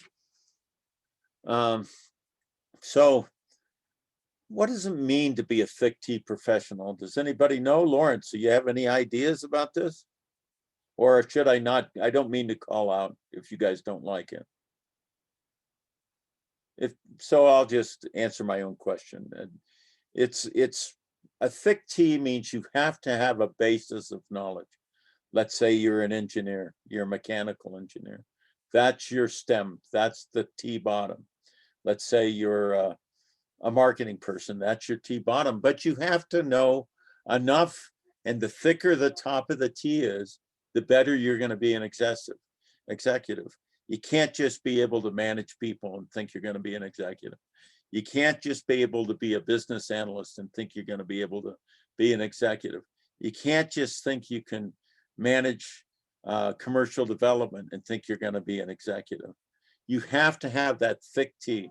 You have to have an appreciation of technology. You have to know what they can do. And you have to understand that, as I said last time, especially in small firms, the technologist is the most important person in the firm. Just is, they get paid most. So a thick T means you have to be good at many things, but you have to understand what you do as a basis. And most of you over your career are going to have more than one career. I started off as an engineer. You guys are going to look more like me than most people. I started off as an engineer. I got an economics degree. I got an MBA. I went and got a long certificate, basically what you're getting here from Northeastern. After my MBA, it was called the Certificate of Executive Education, 8 courses, 3 credit courses. And I wanted to learn about a specific area. But you're going to have to be a lifelong learner to be an effective educator. And that's one of the wonderful things that you're doing, going back to school. So you've got to establish a culture of success. And you do that by, I think, servant leadership, and you do that by really respecting other people's knowledge. Not just saying, hey, you know, I'm a great salesperson, therefore I'm going to be able to take this firm to the next level. It just isn't that easy, right? It just isn't that easy. So it requires a greater, more strategic skill set than a project manager, as you heard from last time. So this guy is wearing duh on his shirt, and Perkins, we need to talk to you about understanding culture. All right, executives should seek PMs. So how do you, as an executive, what do you want to see in a program manager, right? To me, I want to manage on a relationship of trust. And trust is the basis of, one of the bases of servant leadership. And you've got to share your leadership with them, or they'll leave. The good ones can go anywhere they want. And you can be, they're not usually snarky, but they just will leave because they're in demand and they know it. Empower employees through trust, consistency, I think, in style. Never forget the leadership book I read about coming in and being different every day. I don't like it. Technique and leadership traits, quick, precise, accountable. And this is the thing that most people don't do. They think you can't be accountable and be a servant. You can, and I guarantee you it's doing this. And one of the ways to be accountable as a program manager, and one of the things you should look at it, is, are they investing in personnel? Do they take all the credit, or do they make sure everybody gets credit? Because that's the people you want to work with. PM shows an ingrained sense of organizational mission. In other words, they're, as you should be as executives, you always manage at the next level up, to the point that's, I think it was you, Lawrence, said earlier. You know, you always want to be measuring at the next level up. Effective questioning begins with listening. A team should answer questions almost before they're asked, although I know that's annoying. Invest in program personnel. Of course, your conversation doesn't bore me. I'm not listening. That's where you don't want to be, right?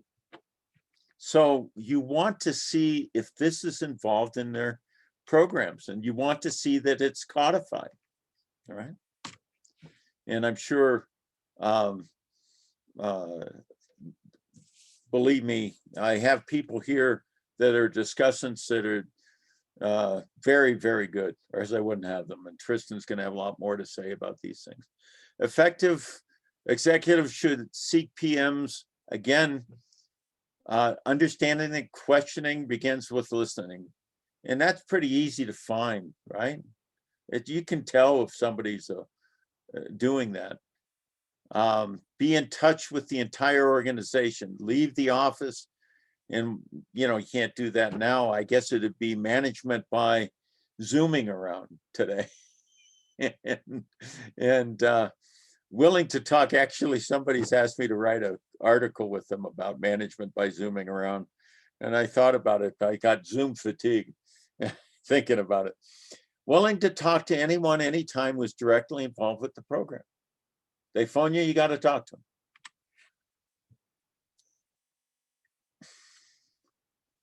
Does the PM begin with how and what instead of why? Okay, I'm on a program. I was actually, professors that are good usually do consulting, and I'm consulting to a firm about how they're going to go and get money. And they wanted to ask me why. And I said, no, you should ask me how and what, and the why will become clear. But, people are just always scared. So that you want a program manager that does the how and the what and leaves and works with you on the why is what I'm trying to say. Keep nonverbal positive. Exhibit patience by waiting for answers. In other words, don't look snarky, right? My wife is born in America, grew up in India, knows 7 languages, and is very deliberate with her answers. And she's a distinguished member of technical staff at Sandia. And I have learned to have patience waiting for her answers because she goes through 3 or 4 different languages and trying to get the right answer.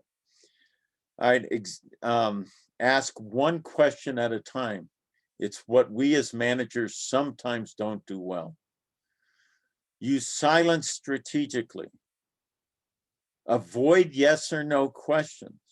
You want these people that you're having to have this kind of skill set. It is not easy to find. Help those to do. And this is actually a cartoon from World War II. Leadership involves Zoom contact, I guess we should call it. Executives should seek PMs with long-term vision and strategy. They should be a partner in the process. Let's change our strategy. You start fetching the paper, I'll handle the investments, says the dog. You're gonna have to have analytical skills. You're just going to have to. You should ask more from your finance courses. You should ask more from analytical from your MOT classes. This red line indicates the change in this red line over a period of time. Well, when you get executives up there that cannot do an analytic issue, how do you think they capture manufacturing and engineering people? They don't. So don't be those. And I like the innovative problem solving skills. You can see the fish. This is my favorite cartoon of the day. I'm gonna get the fish food with a lasso. All right. Leverage relationship capital effectively. You can get people asking you, hey, do you know Charles or Sam or whatever? A good program manager doesn't say, sure, I'll go do that. This is where they do the why. Why, Tom, or why, Cindy, do you want to talk to this person? You want the program manager to have a little process in getting there. Back in the day, you could leverage cows for magic beans all day long, and the government stayed the hell out of it. Anyway, this is back towards the idea of psychopaths, right? You don't want a psychopath as a project or program manager. And you want a positive, supportive, and structured culture results in organizational self-regulation. Think about, I don't know, how many quarterbacks do we see that are supposed to be these self-regulated leaders that can't self-regulate their own life. You don't want those. It doesn't work. Can you name key factors that characterize a successful program? Well, it's not this. Don't tell them we failed. Tell them we have made a strategic decision to temporarily postpone our success. You want people that are straightforward. You want program managers that learn from failure. Presence of a PM action reflects outwardly and inwardly on the program itself. Outward reflection is the image created by external stakeholders. You all work with stakeholders, you know the term. So what the book is telling you is there's external stakeholders to the program group. As an executive, you're one of those. Inward reflection is the perception that created internal to the program and often replicated within the program. Instilling positive perceptions and traits results in the much sought after self-regulating organization. And I thank you for helping me self-regulate for next time.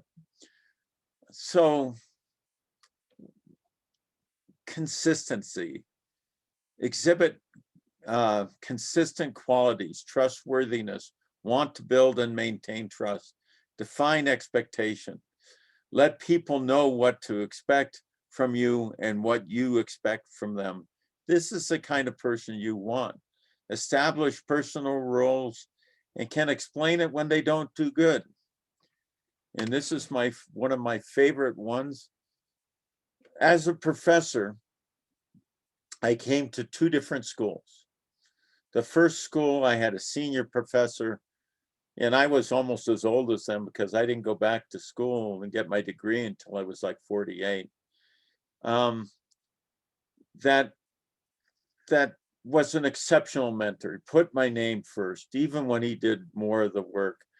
Another one of my mentors, she did the same thing.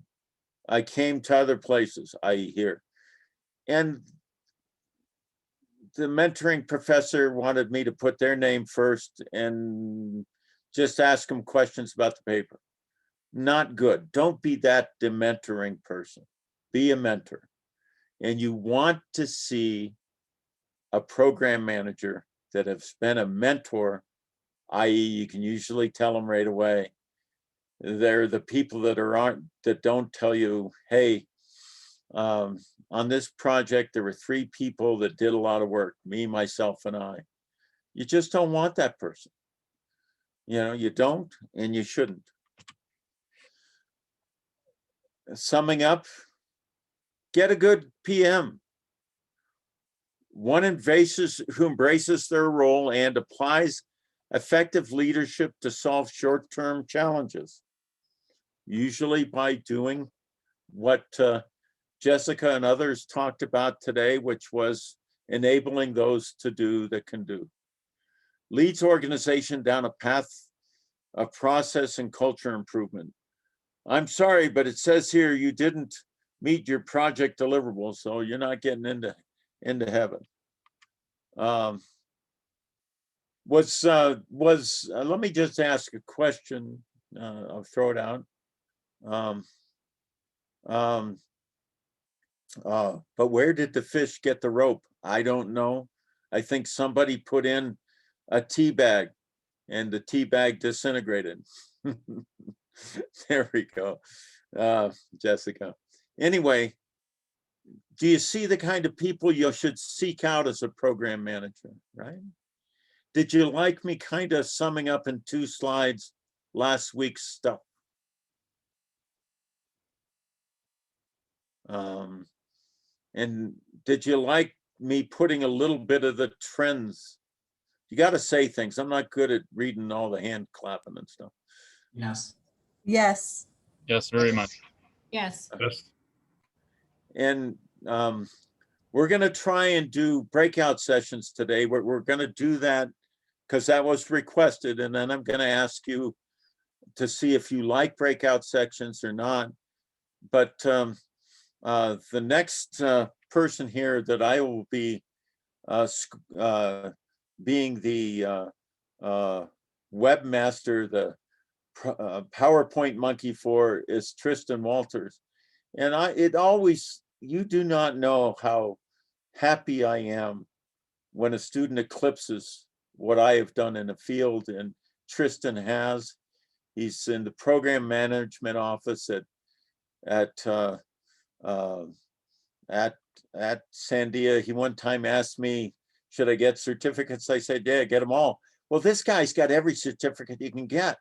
He took my words literally, not always good, but I appreciated it. And he's got a lot to share, and really interact with them as he's going through the issues. I'm just going over some of the stuff in the book and giving you some trends. Is that okay? All right. Here he is, Tristan Walters. Thanks, Steve. That's really kind. Only believe about half of what he says. Only the good parts, I guess. A little bit of a refresher on me. So I work obviously at Sandia National Labs. I manage one of our departments within our corporate project management office, which owns essentially our project management capability. So all the processes, tools, and capabilities that we use to manage projects, everything from small R&D, $50,000 projects up to our multi-billion-dollar weapon systems. And so it's been a really interesting and passionate journey for myself in my career to get to that point, because when I started at Sandia, I started working on some of these smaller projects, working with the DoD and managing some of our projects regarding explosive components, and then kind of moved my way over into some of our larger weapon programs, predominantly on the nuclear weapon side, because if you think about it, all of our nuclear weapons were built during the Cold War and shortly thereafter, and technology continues to advance from them. Security vulnerabilities become known, and you have to continue to address and modernize that stockpile. So it's provided me a really interesting subset of knowledges and experiences to work on all of these different types of projects and utilize everything from agile to waterfall to earned value management. And ultimately, when Steve and I were talking about this conversation, and I was thinking about it from an executive MBA program, as executives in the audience, future executives, what should you really care about from project management? And so that's really the intent of my talk. It's hopefully going to be more practical than academic. It's based on my experiences in managing a variety of different projects and managing project managers. And I really want it to be interactive in discussion. So jump in, interrupt me, ask questions. We can talk about certain items. I don't have a ton of material because I really wanted to foster some discussion. So we can go ahead and go to the first slide.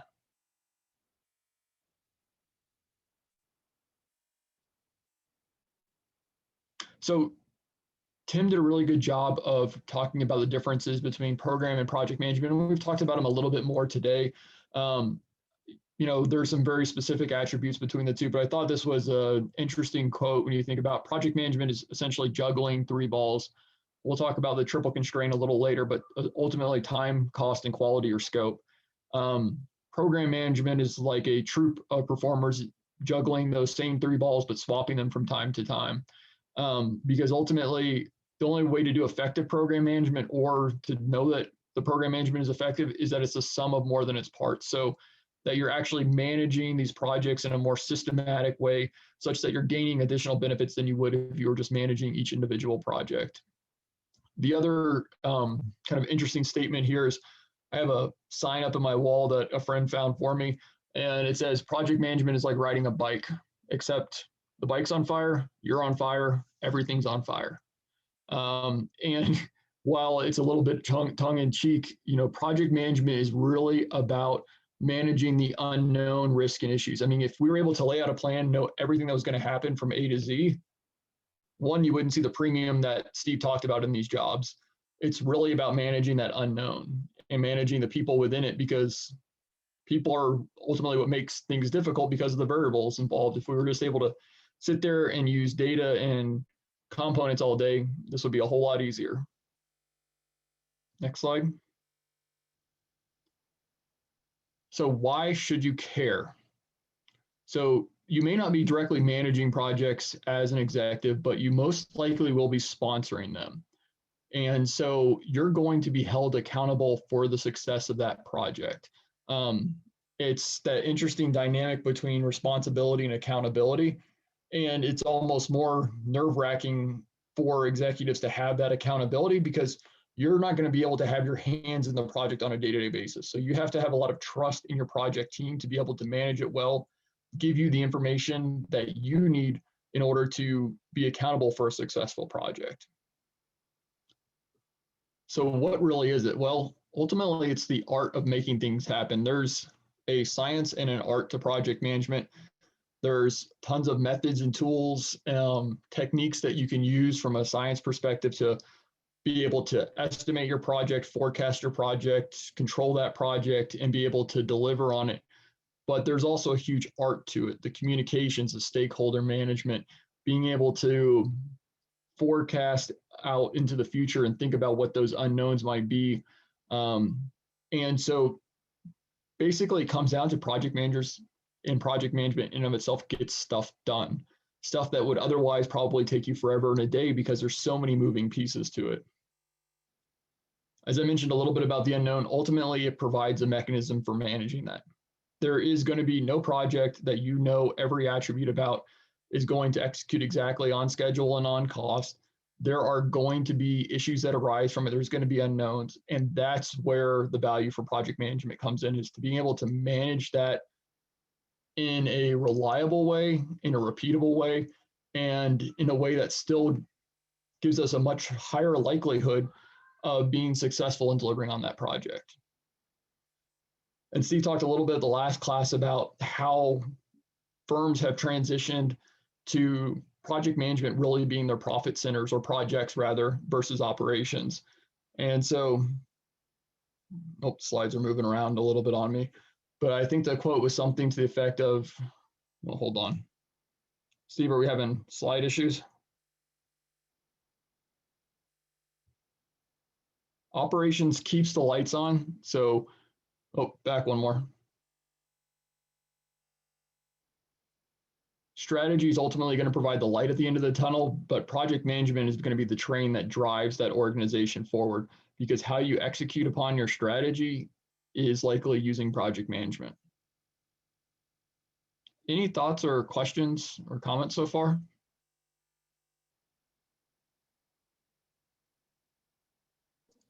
No. I hope you talk more about the unknown, because I mean, anybody who deals with people knows that unknown is right around the corner. Illness, yeah, crazy personal stuff, anything. So I'll talk a little bit more about the unknown in terms of risk management. I think, and that's definitely something else we can dive into, is there's the huge unknown associated with managing people and managing the various people on the project. If we go to the next slide, that really gets to the very first point.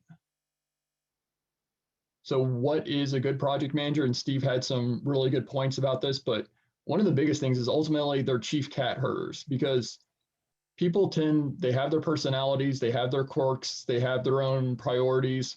Oftentimes projects are made up of individuals from a variety of reporting structures. So more often than not, your project manager doesn't have direct formal management authority over everybody on the project. And so they're responsible for managing all those interactions between people, ensuring that, you know, relationships aren't getting in the way of being successful, and ultimately making sure people are following through on their commitment.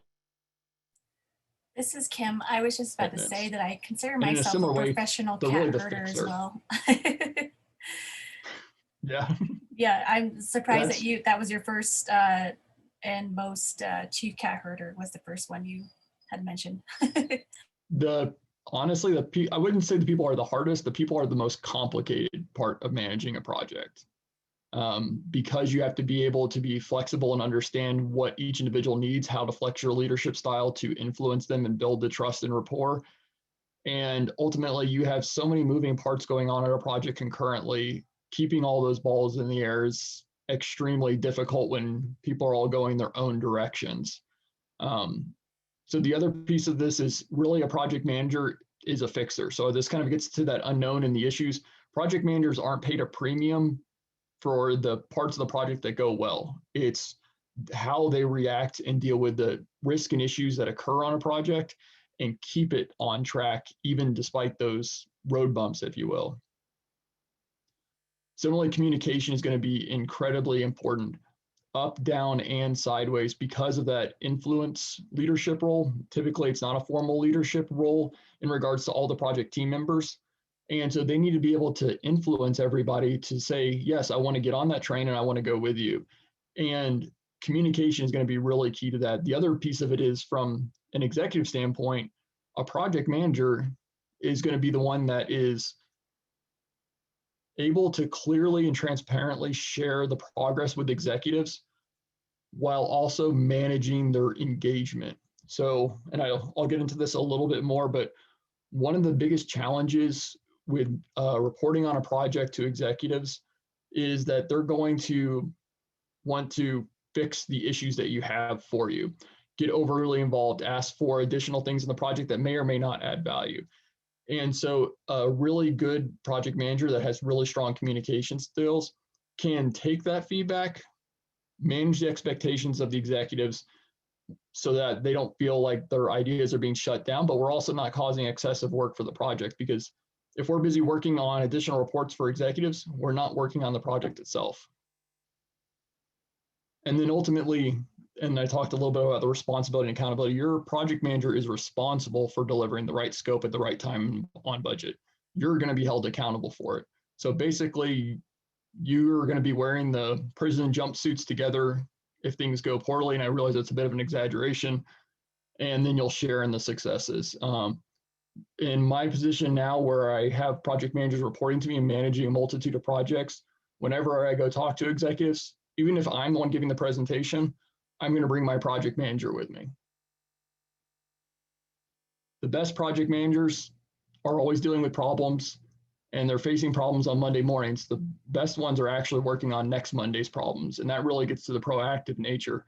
They just get things done and they fix the issues. Go to the next one. Any other comments before I jump into constraints? Tristan, I guess I have a question for you.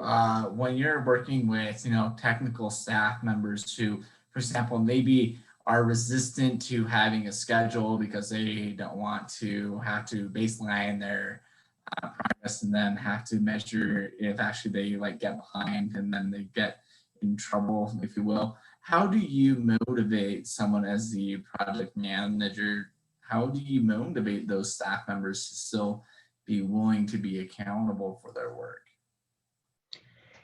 I guess there's generally two approaches I take. First, I start with the carrot and go for the value proposition.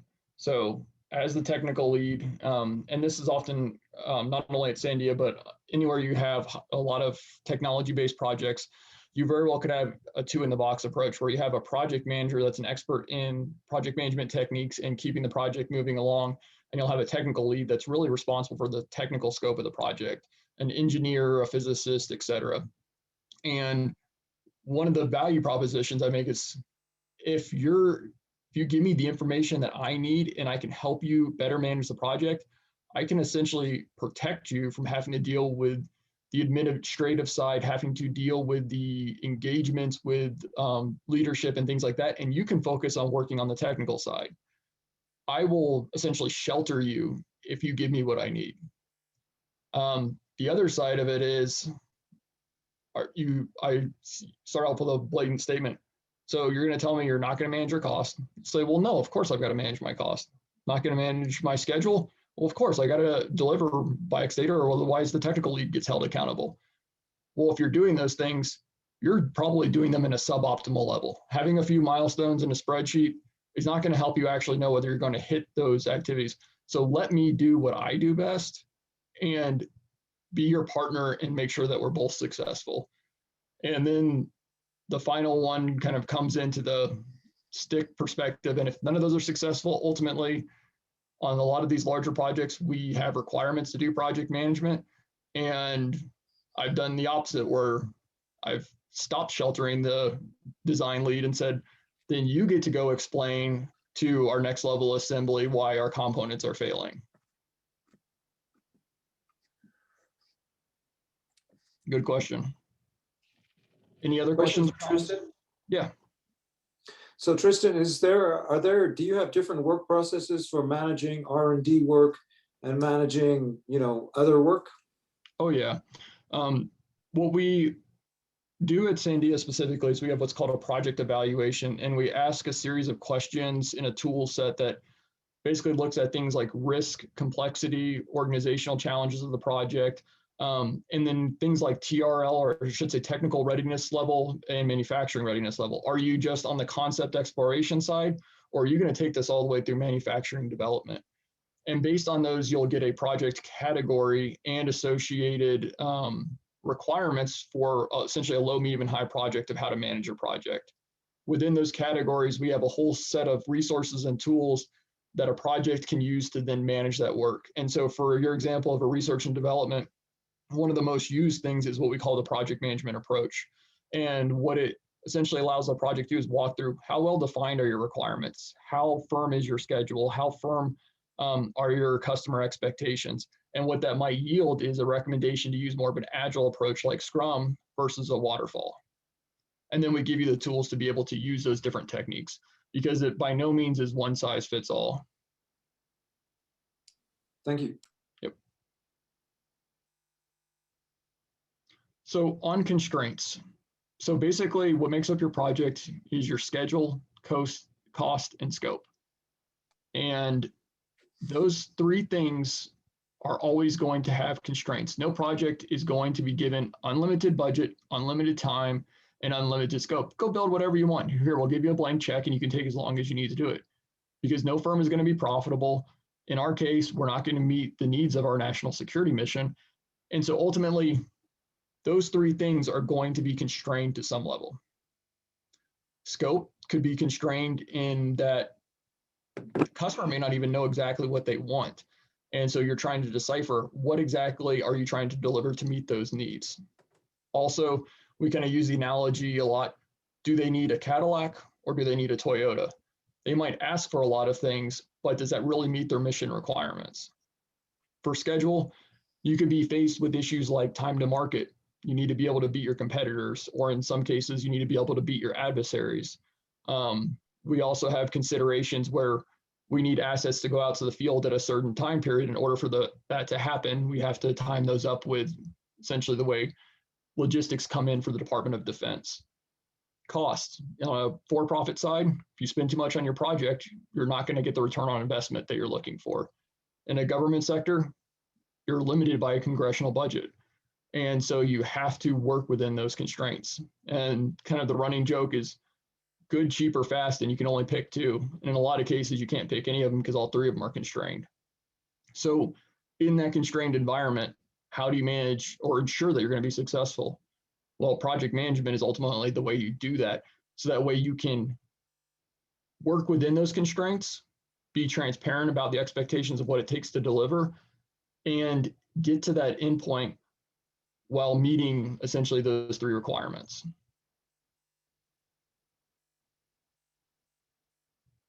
Next slide, please.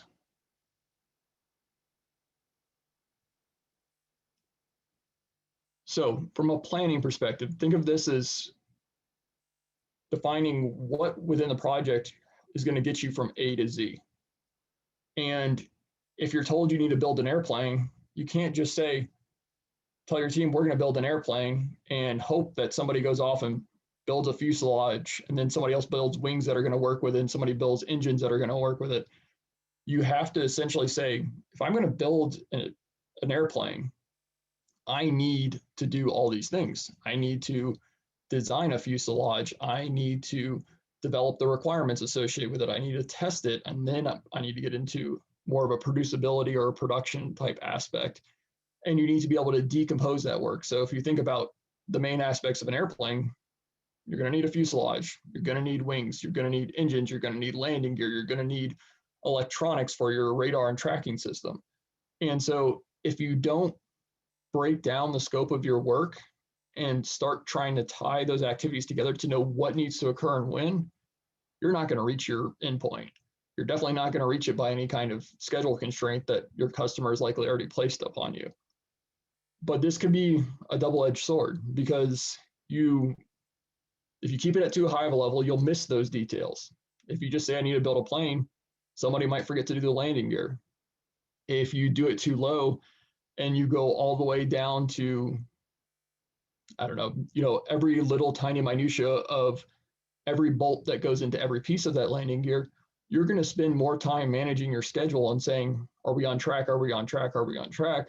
Than you will actually building the stinking airplane. And so that's where a lot of experience comes in, and where you end up getting premiums for project managers and project controllers, because your project controllers are generally your folks that are building your schedule, is helping the team understand what is that right level of detail. The chart you're looking at is just kind of a real basic image of what call a Gantt chart, or a project schedule might look like. Task 1 feeds into task 2, task 3, etc. And the idea also is, if task 1 is delayed by 10 days, can I start task 2 on time, or does task 2 get pushed out by 10 days as well? When you're planning though, and I will probably beat this drum over and over again, is you also have to plan for the unknown. You can't expect to know every task that's going to happen, that you know exactly how long the duration is going to be, exactly what resources are going to be needed to do those tasks. And so you have to be able to plan for those unexpected. And a lot of that gets into defining your risk and risk management, and I'll talk a little bit more about that later.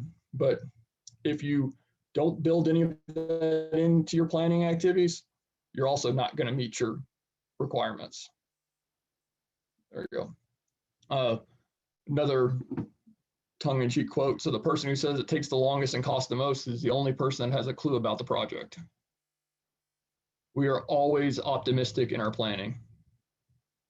And that's because of planning for the unknown, because you can only plan for a portion of the unknown. There's what's called known unknowns and unknown unknowns. And those unknown unknowns, things that you can't even foresee happening to be able to proactively manage from a risk perspective, are still going to pop up on your project. And so how you deal with those is what's going to determine if your project is successful. Next slide.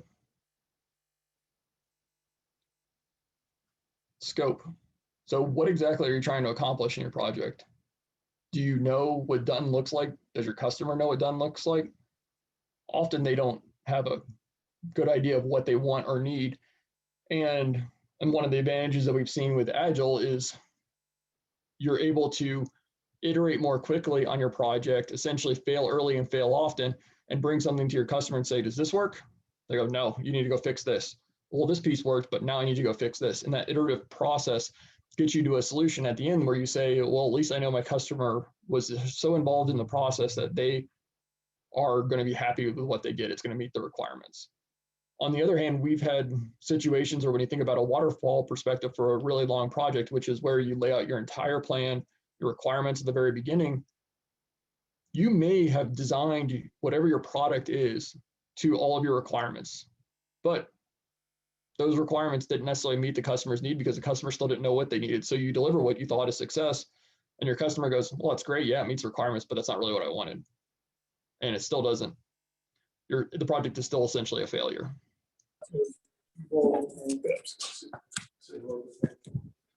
The other big piece about scope is scope creep. And this is often a cause for failure on projects. It's essentially the idea that the scope continues to expand. The customer, whomever says, oh, that's nice, but let's add this, let's add this, let's add this. And if you're constantly changing the scope and adding to it, you'll never be done. And essentially, anything that can be changed will be changed until there's no time left to change anything. So your project will be nothing but a change cycle. And will it still be what you wanted it to be at the end? And then the other really interesting quote on here, if the project is allowed to change at that rate, the rate of change will essentially exceed your rate of progress. Excuse me, somebody has their. Hey, Mike, can you mute yourself? There we go. Thank you. Go ahead. Tristan, while you're muted, I do have a question. I have no I've idea always, what I'm doing. I like that you're going over this because that is a lot of my conflicts sometimes, is that people change the project in the middle of the project. And it's so hard to continue to be supportive of what their vision is and then keep on the same timeline at the same time. Yeah. I mean, you do have to accept that change is going to happen on a project, good and bad. And managing change is another one of those key aspects of project management. So for example, if the customer keeps changing the requirements on you or keeps adding requirements, maybe it's a good thing because maybe they didn't know what they wanted. But you also have to be able to be very clear in saying, okay, if that change is what you want, it's going to cost us another, $500,000 and another 5 weeks onto the project. Is that change impact acceptable? Because we're going back to the constraint, if you continue to change and grow the scope, how is it possible for your cost and your schedule to stay the same? Steve, can you click on the picture there? There should be a YouTube video for it.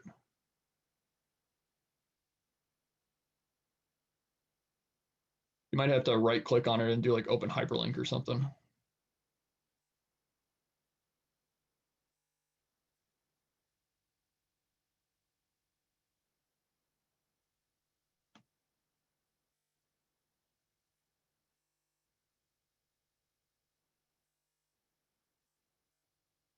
Did it maybe open in a different window? It should go to YouTube. Or if you want, I can share my screen and do it on this end.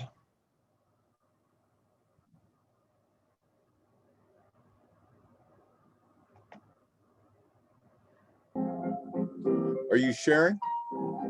I'm about to. Somebody could just confirm that they can see my screen. Yeah. Okay, so let me go to that slide. Well, I have it up if you wish.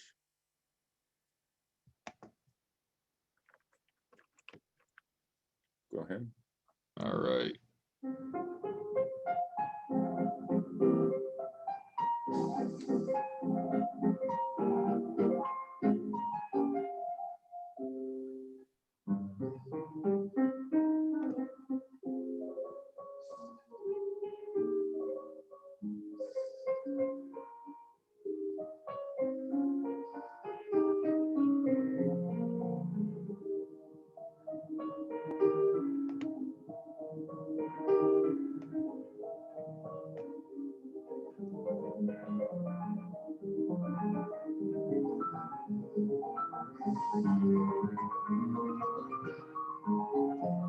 We're going. Okay. Class.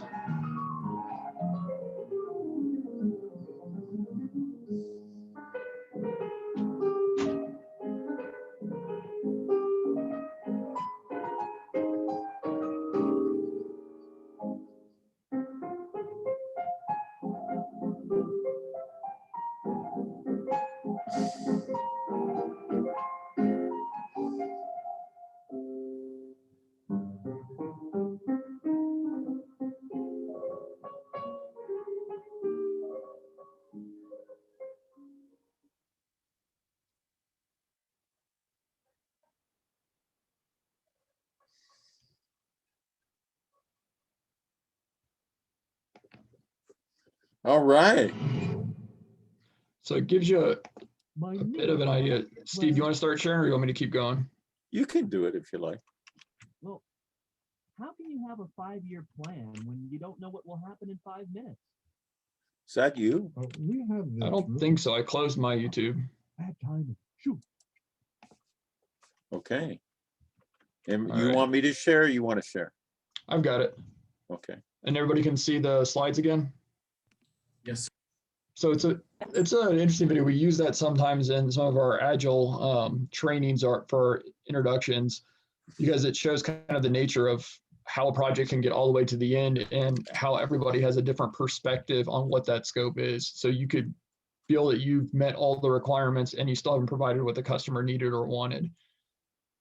And so this talks about not only the changes that can occur throughout a project, but also the perceptions that occur from the individuals. And so getting back to, one of the hardest parts about project management is essentially that cat herder responsibility in managing the people is ensuring everybody's on the same page. And no matter how much communication you've had, how clearly something's documented, there's still going to be gaps in it and people are still going to misinterpret. So that's something that always has to be constantly managed and something you always have to continue to essentially check in on. So risk, issues, and opportunities. And in some ways, if I was to boil project management down to one attribute, all the things that you're doing, developing a plan, developing your schedule, controlling your cost, developing your requirements, is all ultimately to manage risk and issues associated with a project. So planning for those unknowns and being able to manage those unknowns. So just for kind of clarity of verbiage, a risk is something that has a probability of occurring. It won't necessarily definitely occur, but it could occur, and there's always an associated impact. So you might have a 50% probability that you're going to have a delay in a supplier providing you essentially subcomponents or piece part materials. And if that risk is realized, it becomes an issue because the probability is now 100%. And the impact of that risk was maybe you encounter a 6-week scheduled delay, or maybe it cost you an extra $600,000 because you have to procure it from a more expensive vendor that has inventory. The other side of risk is opportunities. And so all opportunities are positive risk. So you still have a probability that something's going to happen, but the impact is now a positive. So by changing a design technique, you might be able to actually reduce your schedule and get something out 3 weeks faster.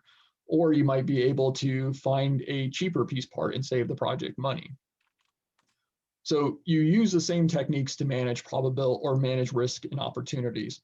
And it really comes down to understanding what is the probability and impact. Again, beating the same drum, no project is going to go exactly to plan. You're going to have risk.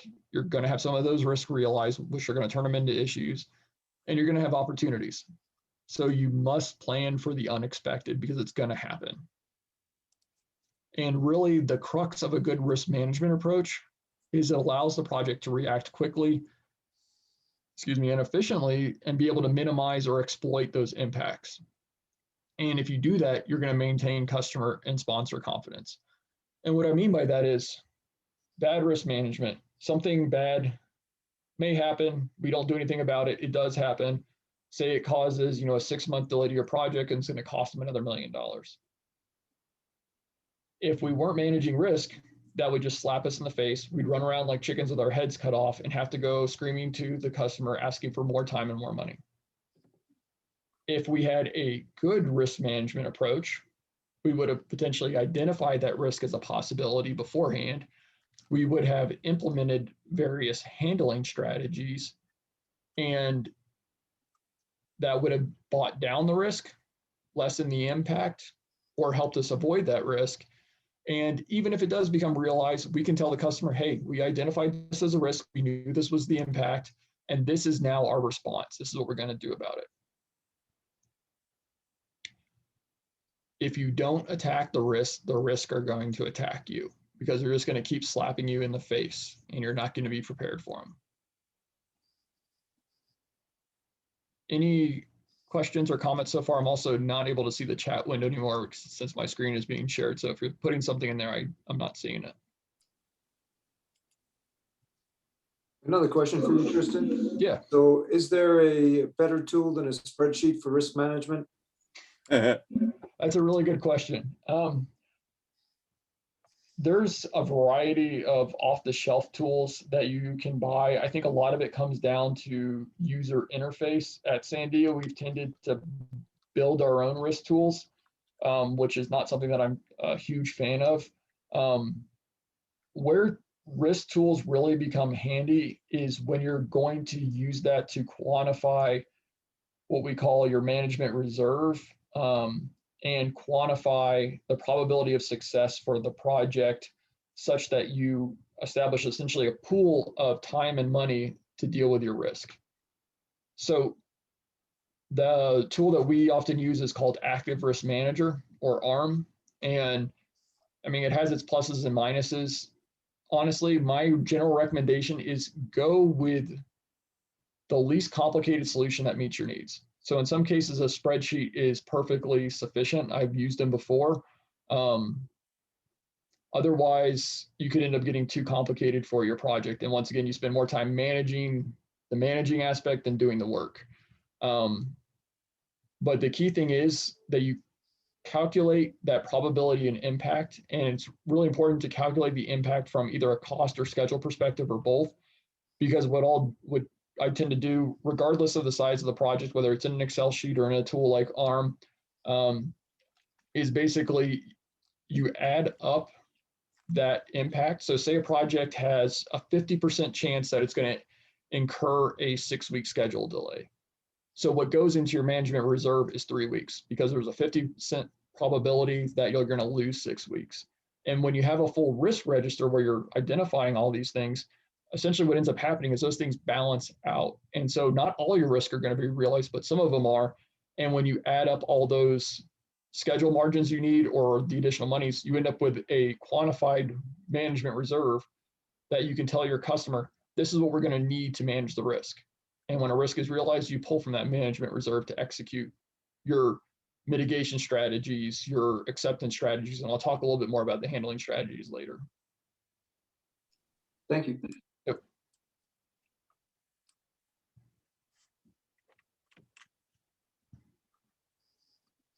So once the project is in its execution stage, really what you're talking about is monitoring and controlling.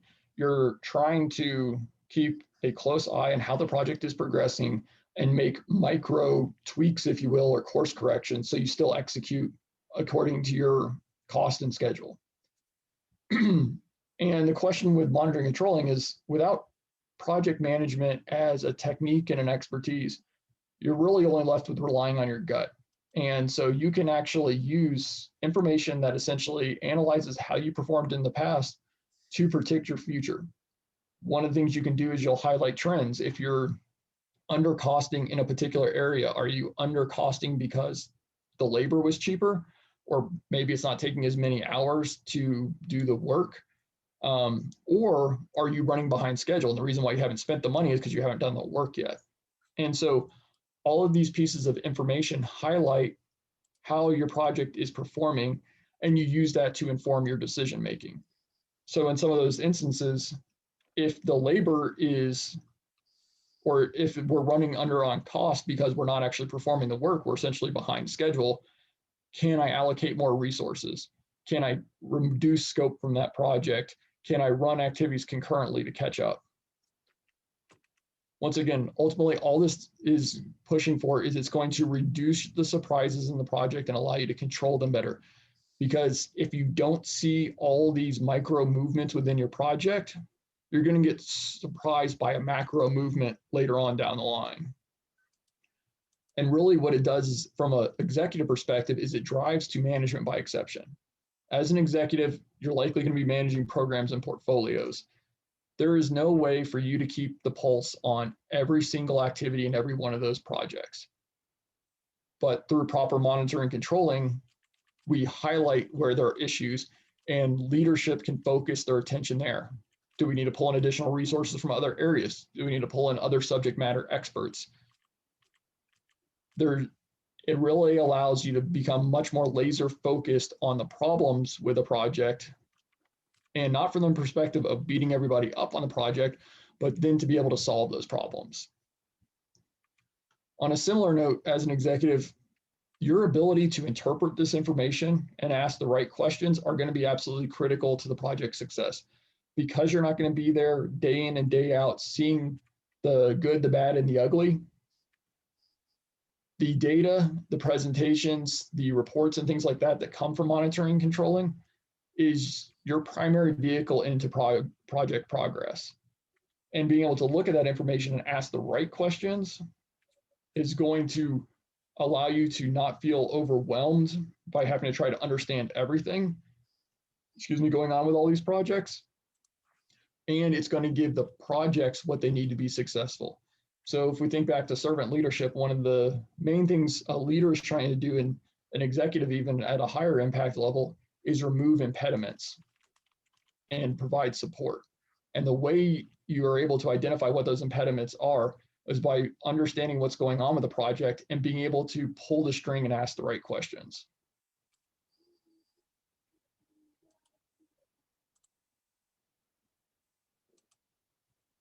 So communications. Communications can make or break a project, especially one that's extremely high visibility. It doesn't matter whether you were successful on your schedule, your cost, and your scope. If the right stakeholders aren't involved, kept informed, and managed, it's going to make it really hard for a project to be successful. And stakeholder management is really important because it's not just about communications. You're going to have a variety of stakeholders, and one of the first things you should do is conduct a stakeholder analysis. You're going to have stakeholders that you need to keep informed, but honestly, you don't really care about their opinions. So they might have input on your project, and that's great. Everybody's allowed to have an opinion. It doesn't mean you have to do anything about it. And you're going to have stakeholders that you want completely bought in. And frankly, typically executives, you want bought in because their support and the visibility that they can provide is going to be instrumental to the project's success. So in doing that, you need to be able to share the right information at the right level at the right time. And what I mean by that is I am not going to pull up my actual project schedule in front of an executive. There are too many activities. There's too much detail in that. There's nothing of value for them to be able to interpret in a short amount of time to be able to manage by exception. What I am going to do is I'm going to highlight key milestones, key activities, make them aware of areas where we need engagement from them, and help vector them to that management by exception. Because otherwise, if you overload with information, people are just going to turn off, and you're going to get the yeah, great. You're not going to get the questions asked that need to be asked. Also, and this really gets to the change management aspect and the different perspectives of scope, ensure your project is well documented. That doesn't mean you have to have everybody's statement from every meeting documented in the meeting minutes, but key project decisions need to be clearly documented. So to limit the amount of changes that come from perception. Well, I thought the direction was this. I thought the direction was that. Also, as an executive from a communication standpoint, it's really important that you foster transparency and early communication on the projects. You need to make sure that you're not punishing the project team for communicating risk and issues. As I said, risk and issues are going to occur on every project. So don't beat the project team up for the fact that they're occurring. Praise them for identifying them and hopefully managing them well, and support them in managing them well. Because what's going to happen, as soon as you punish a project team for communicating risk and issues with a project, they're going to stop doing it. And they're going to try to solve those problems themselves. And when they can't, they're going to hide them. And then it's going to blow up later on to a point where it's non-recoverable. And along those lines, recognize the difference between communication for awareness and for action. When I go talk to executives, I typically make this blatantly obvious, and I say for awareness on the slide versus for action, because managing a project is hard enough in itself that you don't want your executives giving you actions to go run off and tweak a PowerPoint presentation or do this, that, and the other if it doesn't really add value. And so as a project manager and using project management, you're going to make it very clear, executive, I need these resources. I need you to do X, Y, and Z. Otherwise, consider it communication for awareness.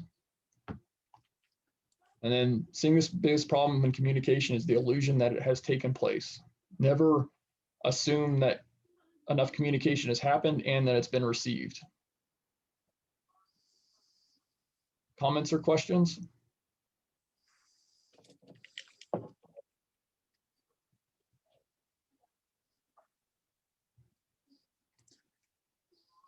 So I've got a few more slides, and this kind of gets into when I talked about the whole BS indicator at our first class a couple of weeks ago. And getting to that side where I said, you know, it's really important for executives to be able to know what are the right questions to ask and essentially when to call malarkey. And so I've got a slide on schedule, a slide on cost, a slide on risk. And the idea is things to look out for that are going to seem suspicious on a project and where you probably want to dive in more. The biggest surprise or the thing that worries me the most when I see schedule progress is if it has no variance, which means it's basically exactly on schedule. In the world of earned value management, its schedule performance index is 1. Basically means the exact same thing. It's just a different way to calculate it. But if there is no schedule variance and you're tracking exactly to what you planned, you do that once in, say, a reporting period, like you do a monthly report, it's a miracle. Twice, I'm going to get very suspicious because a project is going to ebb and flow. And it is, back to planning for the unexpected. Stuff is going to happen on the project, risks are going to be realized, and you're not going to execute exactly to plan. So if I see something like that, I start to wonder, is there enough detail in the plan? Because kind of getting back to the airplane, if we have one task that says we're going to build an airplane and it goes for 5 years, you're probably going to think you're on schedule until you're at 4 years and 10 months. Breaking down the schedule is where you're going to understand, well, if I still haven't completed the design of the fuselage, how am I possibly going to be able to assemble an airplane in 6 months? Another consideration is if you're on schedule constantly, was the planning overly conservative? Typically what happens when you plan, you're overly optimistic because there's no way you can foresee all the risk.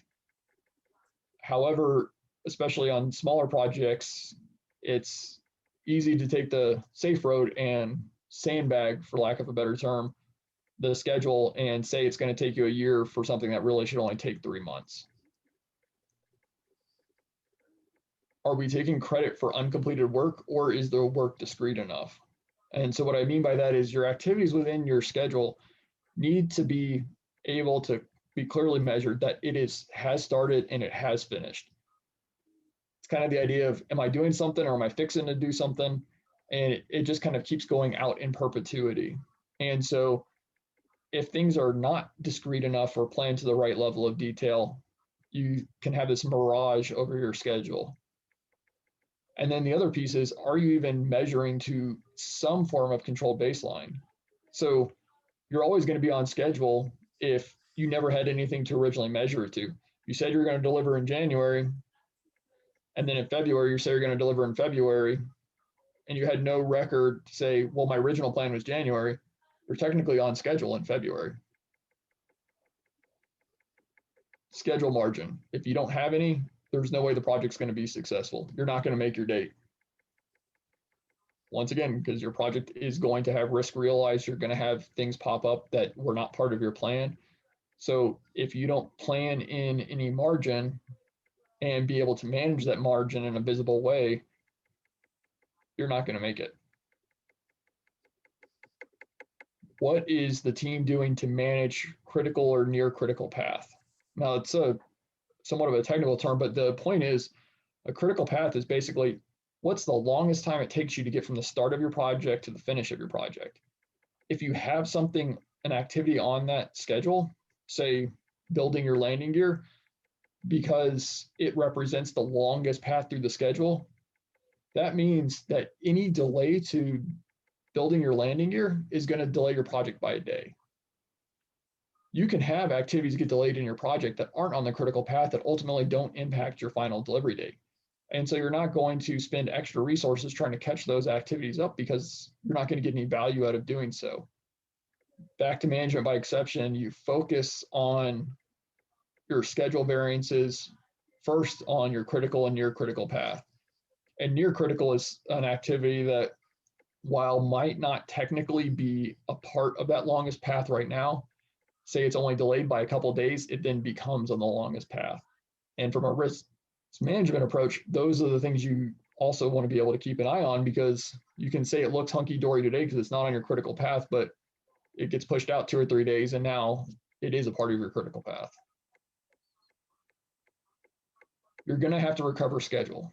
So getting back to having schedule margin, having schedule variance, you're not going to execute exactly according to your plan. Some basic things that can be done to get a schedule back on track is what's called fast tracking, which is where you do 2 activities at once. So if you look at the schedule in the corner of the Gantt chart, see how planning and research are overlapping. If we were just doing a straight sequential schedule, planning would end, research would start right afterwards. But by pulling research in and doing planning and research together, they're effectively fast tracking that. The other option is to crash your schedule, which basically means throw more resources at it.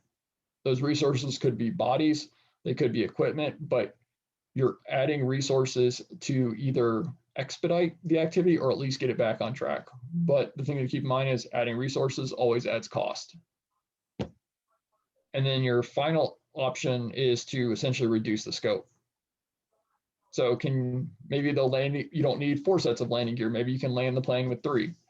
Is your customer going to be happy with that? And that gets back to change control. You have to negotiate those requirements changes, make sure they're clearly documented, and then be able to move forward. The first 90% of your project is going to take 90% of the time, and the last 10% is going to take the other 90%. From a schedule perspective, the other thing I look out for that's in line with that is all of a sudden, or very quickly, we're ahead of schedule and we're saying, oh yeah, we're 90% complete with that activity.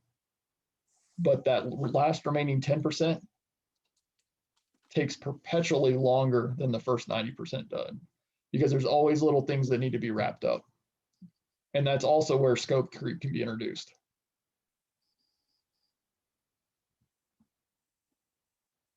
Any questions about schedule?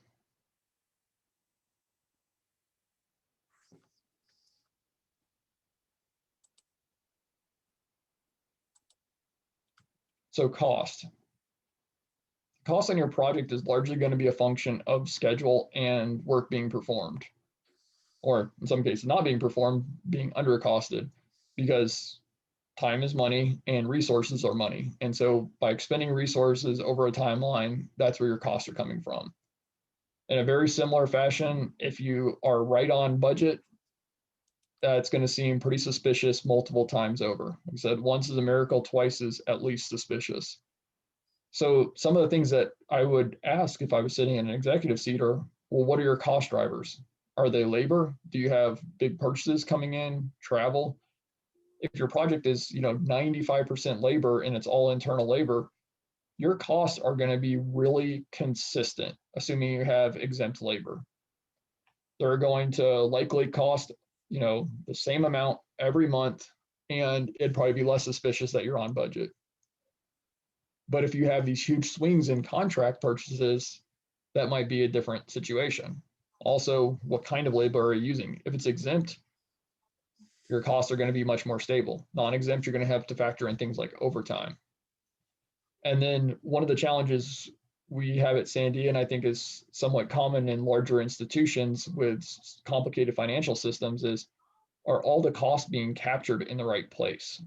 So typically, a company is going to have a financial system where they have some sort of accounting record, often called projects and tasks, charge numbers, et cetera. And that's what an employee enters into their timesheet, so that way the cost of their labor is applied to the work that they're doing on that project. And that's something that has to be monitored, because some cases we have multiple charge numbers for the same project. You're gonna, if we have, say, the Department of Defense funding a portion of our work and then another federal customer funding a portion of the work, you're gonna have 2 different charge numbers for that, but you might be doing the same work. So sometimes you need to pull a string from an accounting perspective. Also, history is going to be one of your best predictors of the future. And so looking at how costs were incurred previously on the project using things like trend analysis is going to be your best prediction of the future, especially when it comes to labor. So for example, if a project is severely underrunning on cost and they keep telling you as an executive, they're going to catch up, they're going to spend all their money by the end of the year, you can look at that and say, well, right now your labor pool is costing you $100,000 a month. Unless you double your labor pool immediately, there's no way you're going to cost $200,000 a month for the remainder of the year. And we all know hiring takes time. You're not going to get double your workforce overnight. So using the history is a great way for you to have a litmus test of the projections on the projects. Same thing for cost overruns. If the project is running really hot and spending well over, if they're very labor intensive, or you have other commitments and purchases coming in later, how are you going to be able to justify that you're going to bring it back on budget? And then finally, understanding the difference between funding, cost, and budget. The terms often get used interchangeably in a business context, but they're really important to be differentiated in a project perspective. Because funding is how your money comes in from your customer. So for example, a lot of government work is funded on a fiscal year basis. We might have a $1 billion 10-year project, so we get $100 million per year. So I can't go out and spend $200 million in the first year.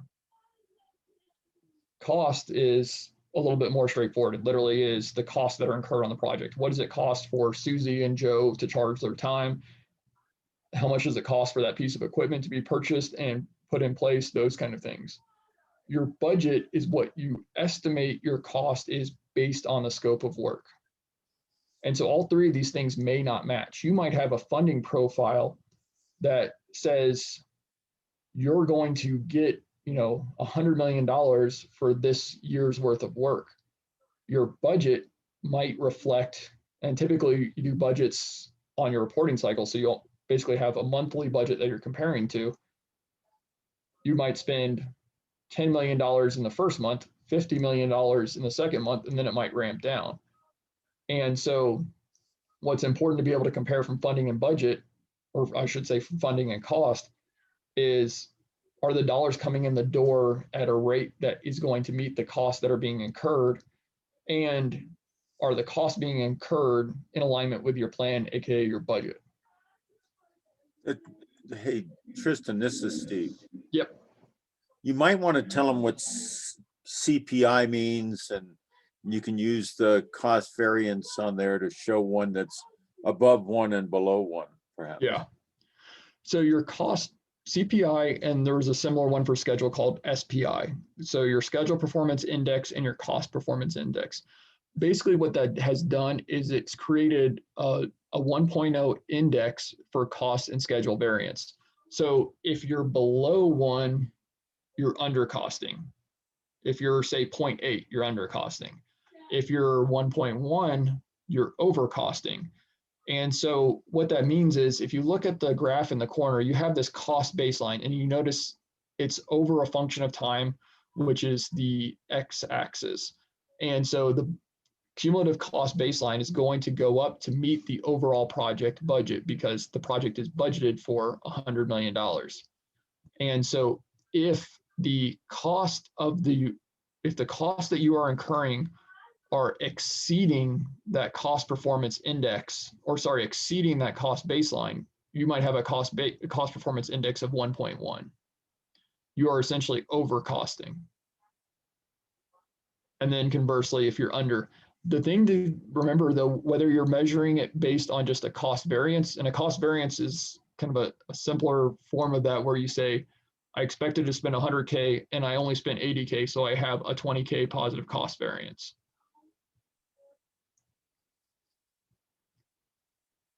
But regardless, don't look at cost and schedule variances as automatically good or bad. They're data that informs the project, because you could be under on cost, and you could be under on cost because you're behind on performing your work, which is a bad thing, or you could be under on cost because you ended up being able to use cheaper labor to perform the work. So it could be a cost savings and a good thing.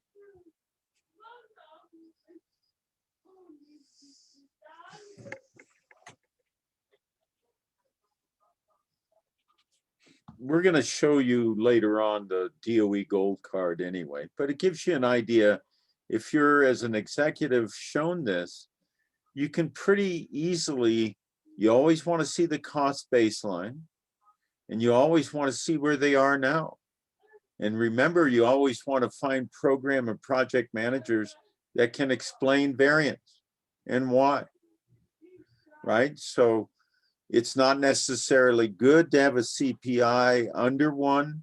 It's not necessarily good to have a CPI over 1. you've got to know why it is. And how it got there and what made it so. And that's what you use your project and program manager for. I do okay there, boss? Yep, perfect. So if I saw the graph in the corner at a project review as an executive, and I was told that we're right on our projections for hitting our project budget, I would be asking additional questions and wanting justification as to why. Because if I look at the historical performance of our actual cost, so that top dotted line, one, it's already exceeding our cost baseline. And if you just, visually looked at where that would continue to trend, assuming the same rate of costing, you're going to exceed your project budget. You essentially want that dotted line to end on your project budget at the end of the project to cost to your original budget. Am I making sense? Yeah, Tristan, another question for you. Yep. So how do you factor in risk into your cost curves? Good question. So if you used your risk register where you calculated out your probability and impact of your risk, and ultimately then created what's called a management reserve, it's a pool of budget, for lack of a better term, that you would use for essentially managing your risk or for dealing with risk when they're realized. So you would use your change control process and pull money in from that management reserve to execute either a risk mitigation strategy or to deal with that risk. So typically what happens is you don't see that management reserve as part of your cost baseline, because from a change control perspective, it's held in a separate pool, either by management or by your customer. And so you have typically a request process you go through to get that money in order to pull it into your baseline. Because if you just bury it in your baseline, it becomes, you lose the transparency essentially. So does everybody know how cost is estimated? And we're going to really talk about that at a different one of these things, but they're basically estimation pathways. It's 3 point, 5 point, 7 point. Do you want to bring that up, or is this a bad time to do that, Tristan? No, without going into a crazy amount of detail, basically when you build your estimate for your project, one of the ways to look at it is you build what's called a 3-point estimate. And those 3 points are, what is your most optimistic estimate for the project? So assume everything goes to plan. What is your most likely estimate? And what is your pessimistic estimate? And from a risk perspective, one of the ways to create that estimate is to assume that essentially all of your risks are realized. So that estimate you created for your risk register, all of your risks are realized in your pessimistic estimate. For your most likely estimate, it's according to the probability that you defined. And then for your most likely, very few, if any, of your risks are realized. And then you actually create a bell curve from that and look at what is the likelihood that I'm going to execute the project within various sigma ranges. So you might have heard the term 6 sigma. Typically we look to be, within 1 or 2 sigma of the mean of the estimate. And what we'll do is another way to look at it is to calculate that management reserve, is to say, based on that 3-point estimate, I have a 70% probability of delivering this project by this date for this cost. When I include my risk mitigation activities, I can get to a 90% probability that I'm going to deliver by this cost and this date. And typically that cost and that date is going to be obviously farther out because it encapsulates more of the risk being realized. And that delta between one level of confidence, I'm just making up numbers for this example, 70% and 90%, is your management reserve. So this gets into all kind of the science of project management and cost estimation and getting away from that gut feel reaction. So instead of saying, I feel like I need, 100K to manage some of my risk, you're actually calculating all of that out based on identifying what is the probability of the risk, what's the impact of the risk, and how does that overall factor into the confidence level of delivering on the project. So there's a process for putting the fudge factor in, which is the point he's trying to make. And there's a process for doing it that makes sense. And when you, as an executive, you should be I don't know any executive that doesn't understand this graph that's working in a major firm, even 25 years ago. So I'll shut my mouth. And so it's important to understand. It's important to see that where you are and the explanatory power of it. I will shut up and keep going. And once again, this is where the value of project management, in this case, more specifically project controls, comes in, because people in project controls dedicate their entire career to something like cost estimation or quantifying risk management and informing how that works into your overall estimate. And so having those kinds of expertise on the project team gives you, as an executive, the confidence that they're not just making these numbers up, that there's a rationale and a reason behind the estimate, and that it's something that can be stood behind with a high degree of certainty. Okay. Whoa. So risk. We've kind of talked a lot about risk already, but this is another area where my antenna always goes up as a leader when I'm reviewing projects. So the graphic on the right is that essentially that probability and impact. And I wanted to keep a basic one in there that didn't focus on actual numbers like a 90% probability, et cetera. But what you're seeing is essentially a cross section. So a risk that has a very unlikely likelihood or a very low probability of occurring and the impact is negligible is a pretty low rated risk. And with a low rated risk, you might be inclined to just, excuse me, let me get a sip of water.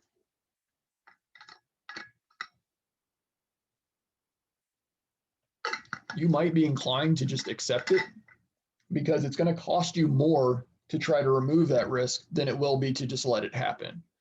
But as you work your way up this graph and have risks that are either have higher probability or higher impact or both, you're going to move into territory that you want to have those risks actively managed. And I'll talk a little bit more about what that means. But similar to the idea of projects aren't going to consistently be on schedule and on cost, if they don't have any risk identified, they're delusional. And I would never let a project come forth that says it has no risk, because it's just not true.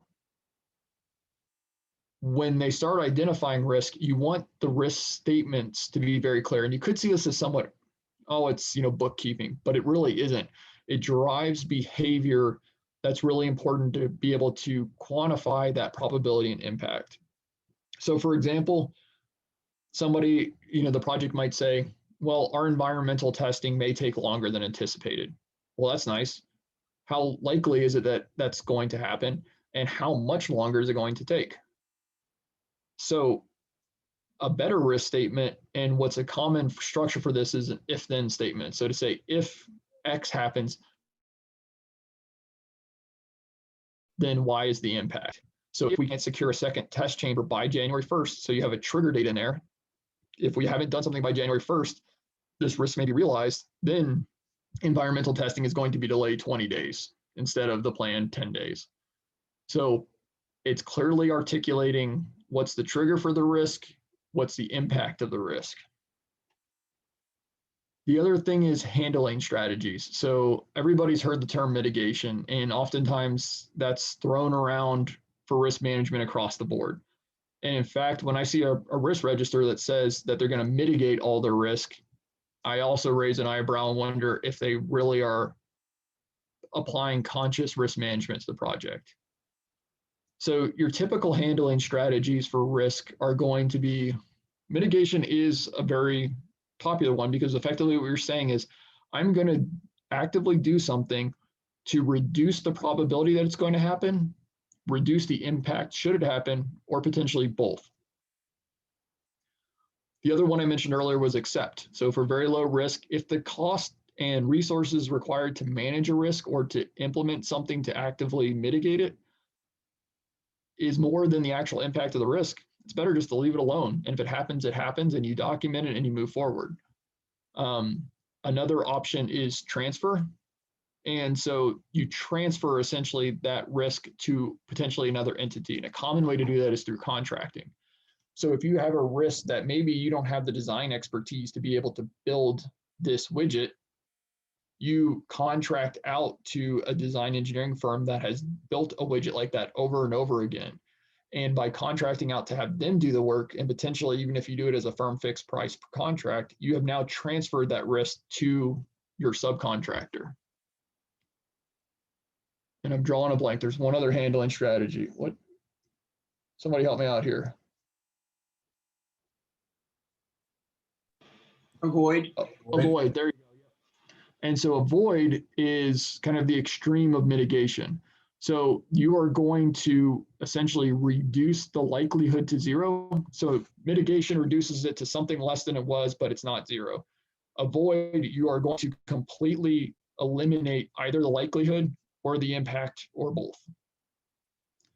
And so for an example could be maybe you have a risk with using a certain type of material on your project, say aluminum, because it may not be strong enough to meet the test requirements. So you avoid the risk and you use titanium instead. So, and we already talked a little bit about this, about calculating your management reserve. Oftentimes the term contingency is used synonymously with management reserve, and I think contingency is actually probably a more common term. There are specific definitions for each of them and they are different, but for the sake of this conversation, I just kind of lump them together because ultimately what contingency or management reserve does is it gives you resources for your risk. It either gives you resources to do activities like mitigation before they occur to reduce that probability impact, or it gives you resources to be able to execute on them effectively if they become an issue.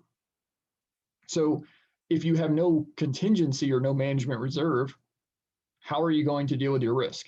And if we know, as I've said several times, all projects are going to have risk and some of those risks are going to be realized. So if you have no contingency or management reserve, you have no way to deal with those risks from a resource perspective. And what I've often found is asking a project team what risks there are doesn't necessarily solicit the types of responses that you would want and really pulls it out of the project team what risks exist. What I often ask is, what keeps you up at night?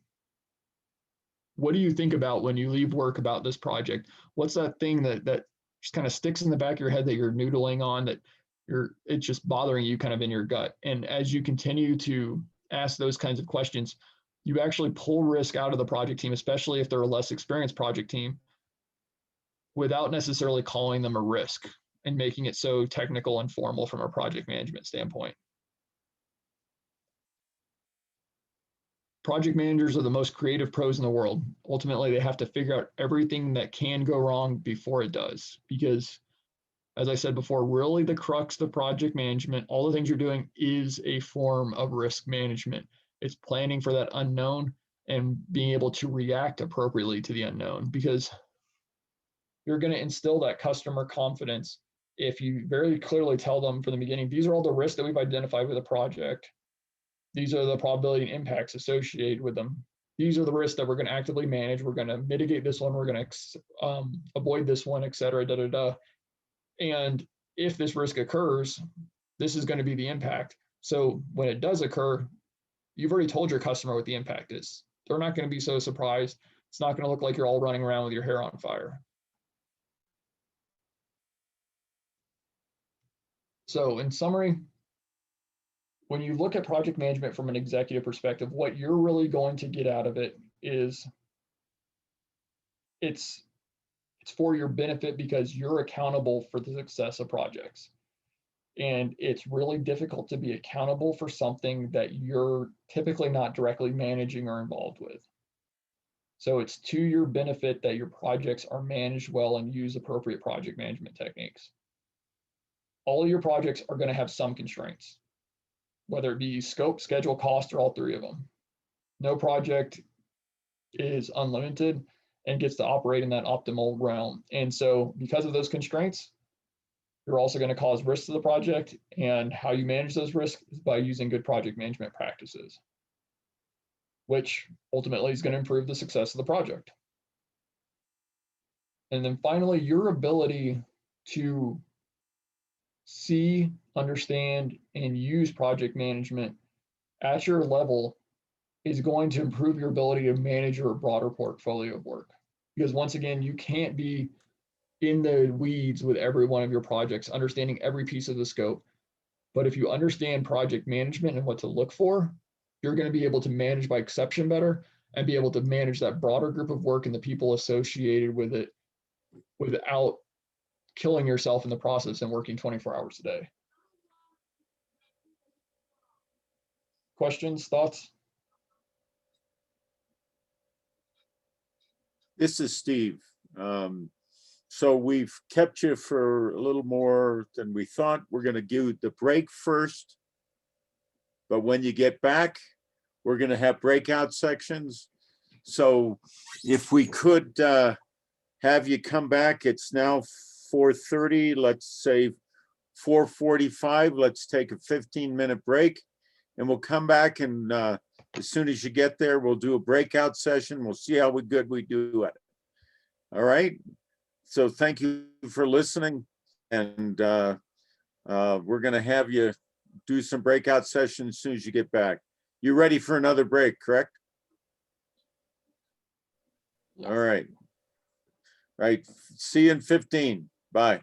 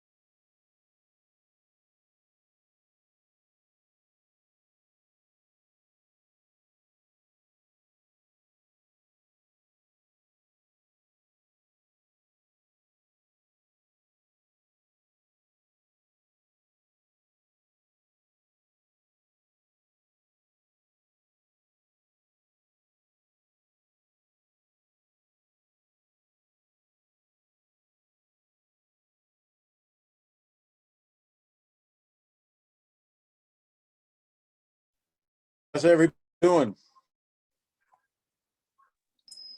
Pretty good. Hey. So I want to thank Tristan for doing. We've all got a breakout question, and got a couple minutes, I guess, before we start. This gives you a little bit of the nuts and bolts of program management, what he did in the summary. But we'll talk more about it as we go. Just share out session discussion. What we're going to do 15 minutes. We're going to ask you to, I'm going to set up a breakout session. I have to shut off sharing screen to do this. But focus on the middle one first. Aspects of project management discussed today, and you use in your current roles. Talk 15 minutes, 10. That's what I can do. And is everybody back from their stuff? Yes. We're back. Any? Yes. Okay. So what we're going to ask you to do is aspects of project discuss. Can you use in your roles? And I'm going to set up. God knows I'm not good at this. So this is the very first time doing this. And these automatically assigned, so we don't know where I'll be. We're going to go into 5 rooms, and you're going to have 15-minute talk. And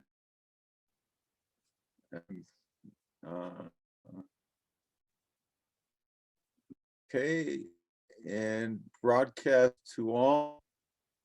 I think you guys are in your rooms now.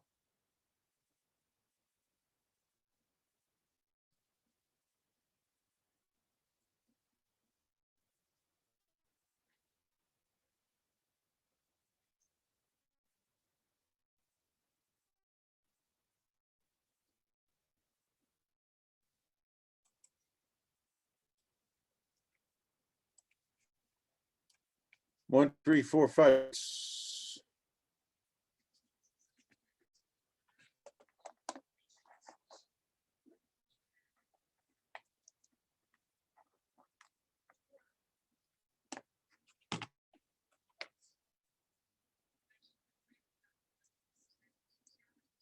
Anybody not in a room?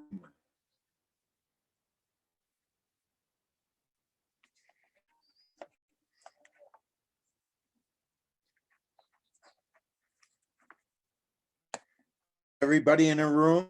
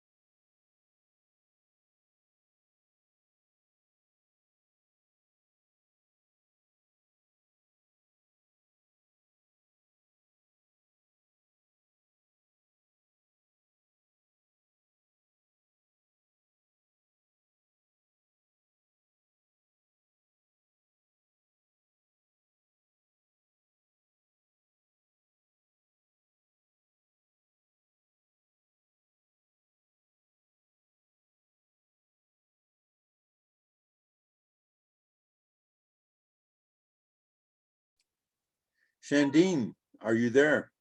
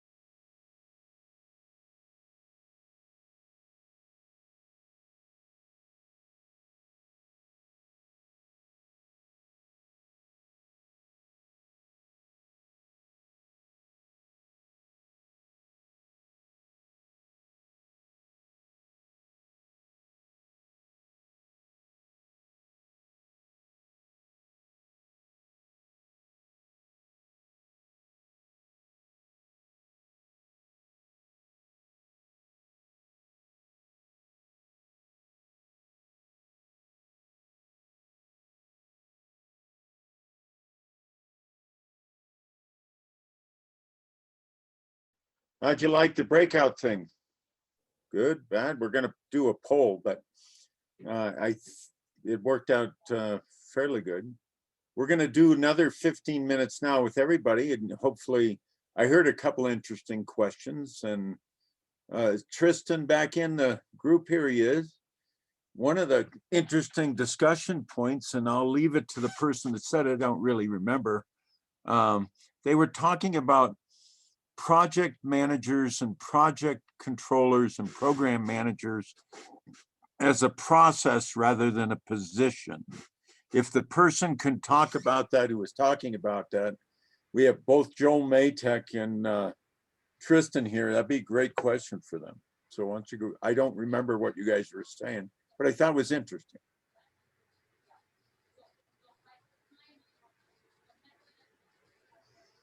Was that our group, Balin? I think it might have been our group. We were just kind of, hopefully I'm not wrong, but it's talking about how leading into it, and I think Chess was saying that, you know, it's almost like a trend being a project manager is, you know, you're going to be an entrepreneur, you're going to be all these trendy roles.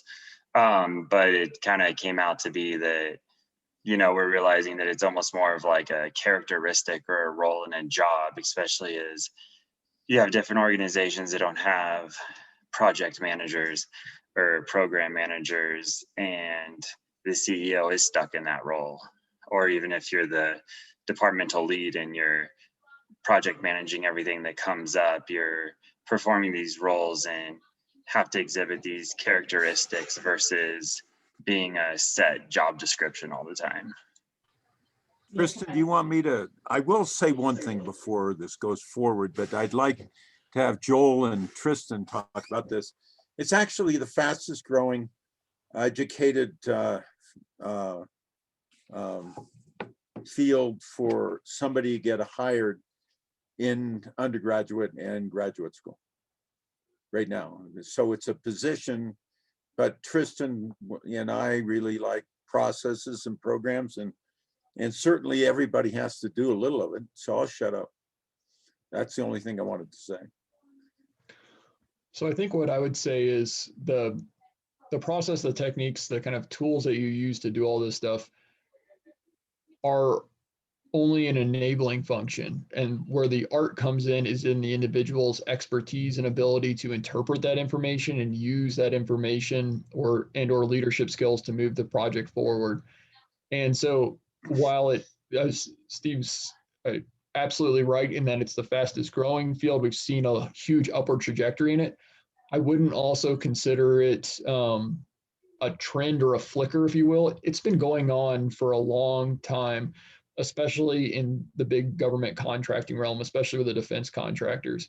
And what they're seeing is this is the only way to deliver on these big, huge, complex projects is to have people with the expertise and the know-how to do this over and over again.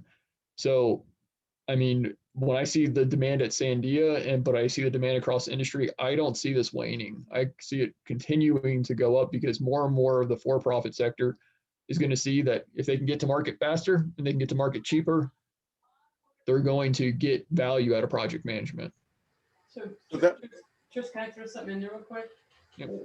One of the things that we were talking about, Tristan, was that if you don't have a project management position and you're a fairly small organization, is that you could use some of the framework and processes that you can get from the project management and a PMO.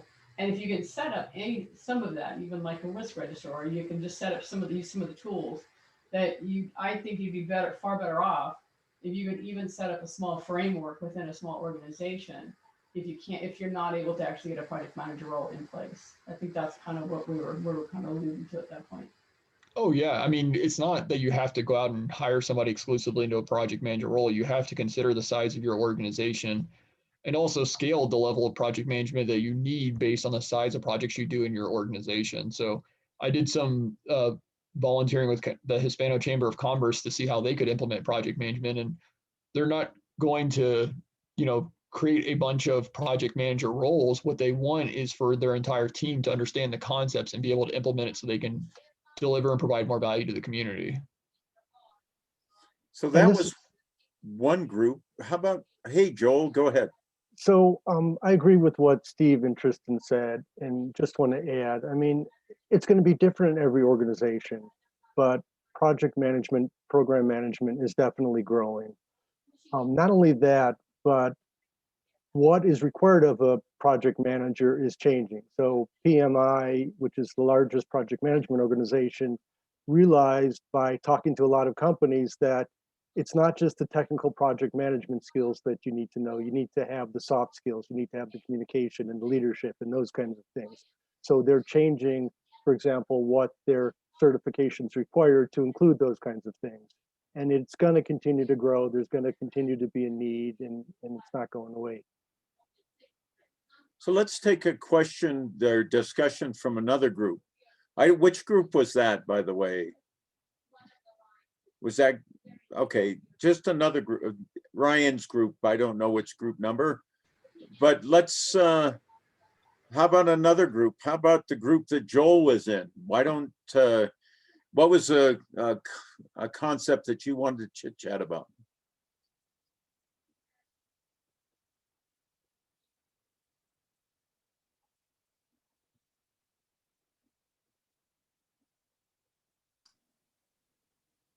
So I don't think I'm in Joel's group. I can't remember exactly who I was in it, but I do have a question. Like kind of, I've been mulling around in this whole concept of, so I work with an organization that does R&D work, technical work with deliverables and project management, you know, mostly on the customer side, the installation side of our processes. We have kind of like that top level kind of budgeting, budget tracking. Are you on track from that perspective? Like project management on the R&D side. But what I've kind of noticed is there's kind of a deficiency in like the granular level of like how project management works and what it is and how you implement it and how we use this systematically on every project in the implementation of actually the physical work that needs to be done. So I'm curious to anyone in here, what kind of work, is there good strategies to kind of help establish that culture throughout a larger organization that go beyond just like becoming individually skilled as a project manager?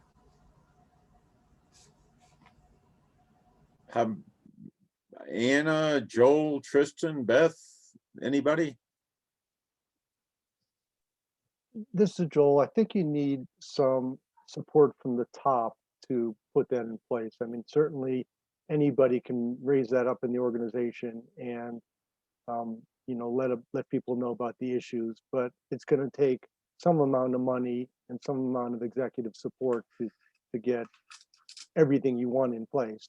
But it can be in degrees. Doesn't have to do everything. You can just get one piece of it in place at a time, and there's other ways to do it as well. Lawrence, if you like, basically I'm in the business of research, right? I write all the time. I'm the #1 author at our school. I'm the only distinguished professor, so you can figure it out. And I use program and project management to start my 5 firms, all based on research.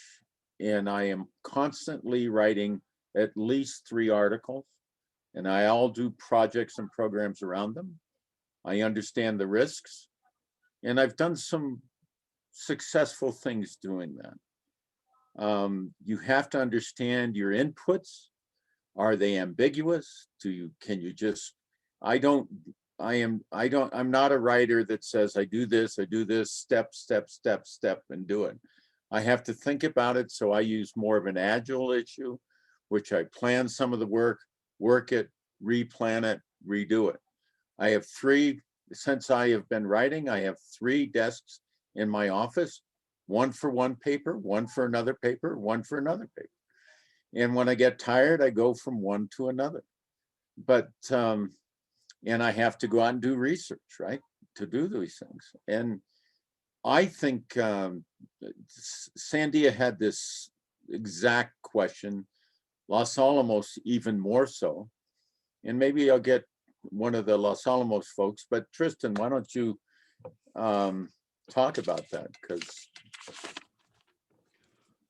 I mean, it continues to still be a challenge even at Sandia, because from a culture perspective, especially in an R&D environment, project management is seen as a business function, a bolt-on, something that costs as opposed to add value, as Steve originally talked about in the first class of being a cost versus a value driver. And in addition to Joel's comments about really getting top-down leadership commitment, is to try to drive that project management is as ingrained in the activities as anything else you do. In our instance, what we try to compare it to is safety and security. So we're not going to do an activity that risk injuring somebody, such as, you know, various tests and things like that, without using the proper controls and expertise.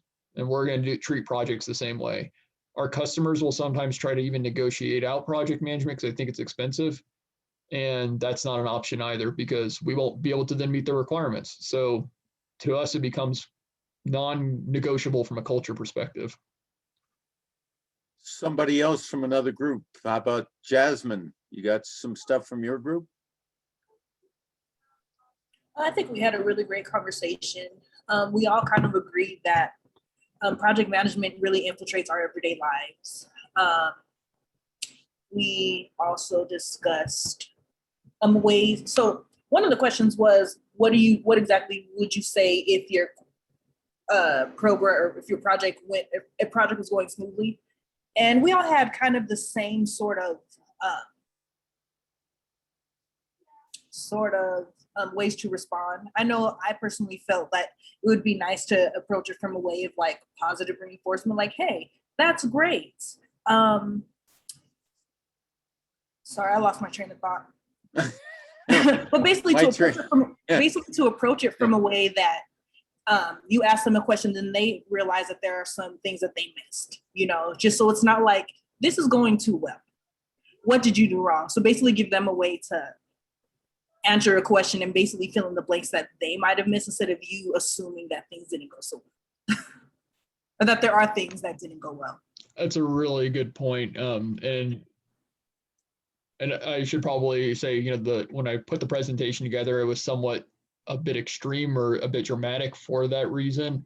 But Jasmine, I think that also gets to the idea that with the similar point about communications, if the project team brings up a risk or an issue and they get beat up for it, they're not going to do it a second time. So you can't beat them up for their success and assume they're hiding something. But it's being able to see some of those things and kind of pull the thread. And then ultimately, as an executive, you also need to be the project's biggest advocate. I mean, you're their cheerleader. You're the one that's going to be supporting them and removing roadblocks for them. Morima Hernandez, what about your group? Well, I mean, I just shared, there was more people in the group that shared on their experiences about project management. For me, where I'm at with my agency, I don't really have the exposure to it. I mean, I'm more underneath of them giving me the duties to do it. So I don't know if anybody else wants to share from the group of their project management experience. Like Lawrence. Sorry, Lawrence, to pick on you. Well, he talked already. How about you, Balin? I hope I did it right that time. Balin, Dr. Limkin, your group. Well, he got upset because I can't pronounce his name right. Dr. Gleason, what did you think? What did your group talk about? I think Balin was in my group, but I'm not sure. But yeah, generally we just basically introduce ourselves and what field we've learned from the class. And I basically mentioned briefly to Tristan, who was part of our group, that mentorship is a big advocate in my sector. I'm a nonprofit Native organization, and we don't have enough Native representation when it comes to project managers. And I'm hoping that more Native and Indigenous organizations will take the time to mentor future managers by taking them under their wing and teaching them what it is to be an executive, but also your thoughts matter. And those are the ideas that are going to be able to change how we represent ourselves in the field, depending on which sector we're working in. How about you, Sarah Slag? I don't know if I even got you the first time, so I'm sorry. I get you now. That was pretty good. We spent some time talking strategically how we would bring up concerns to either executives or managers, and some techniques that might work better than others. And, you know, if we saw a problem in a process or in a project, how we would bring that up to the leader. Others have any comments for that? Well, Yeah, like Jasmine was saying, we came up with that you really need to create a safe space for people to bring up issues and things that went wrong, and then have clearly defined measurables and ask people to validate those measurables, but not in a mean way, but in a way that you know, makes them accountable, but you're not accusing them. I don't know if that helps. You'd like to add something? Comment? Sure. So one of the statements in our group that was made, I think was very strong, and it was this statement of a projectized organization. And that to me means that you can projectize, use those tools for anything. But there's a spectrum. There's a spectrum of complexity. For those small jobs, it's like Lawrence was talking about. How do you instill that culture to think like a project, break it down into tasks, organize those tasks? In those big complex projects, which maybe Tristan's more familiar with, then you have very specialized functions and organizations to take care of that. So projectized organization to me was a really powerful concept, really powerful statement, that you can projectize anything and you can go about doing it in a lot of different ways. But I would like to end this up with a question for me, anyway, for Tristan. And it's like garbage in, garbage out. You as a project manager depend on data. That data has to be good. How do you validate that data? It depends on your people. It depends how good those project controls people are. It depends how much effort and time they take to go put that data together for you for a complex, complicated project. I've been on line item projects as well, and I've seen project control people almost outnumber the technical people that are doing the work. And you know, the technical people feel the culture is like, hey guys, you're paying way too much attention to those curves that you're putting together and not enough attention to the technical work which I'm driving. Do you have any comments?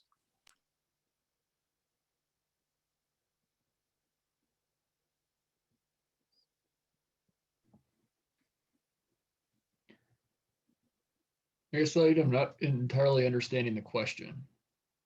Okay, so the question is this: how do you validate the data that comes to you as a project manager? The confidence level that you have in the data, which depends on the organization which you oversee, and you don't have control over that organization, as you said.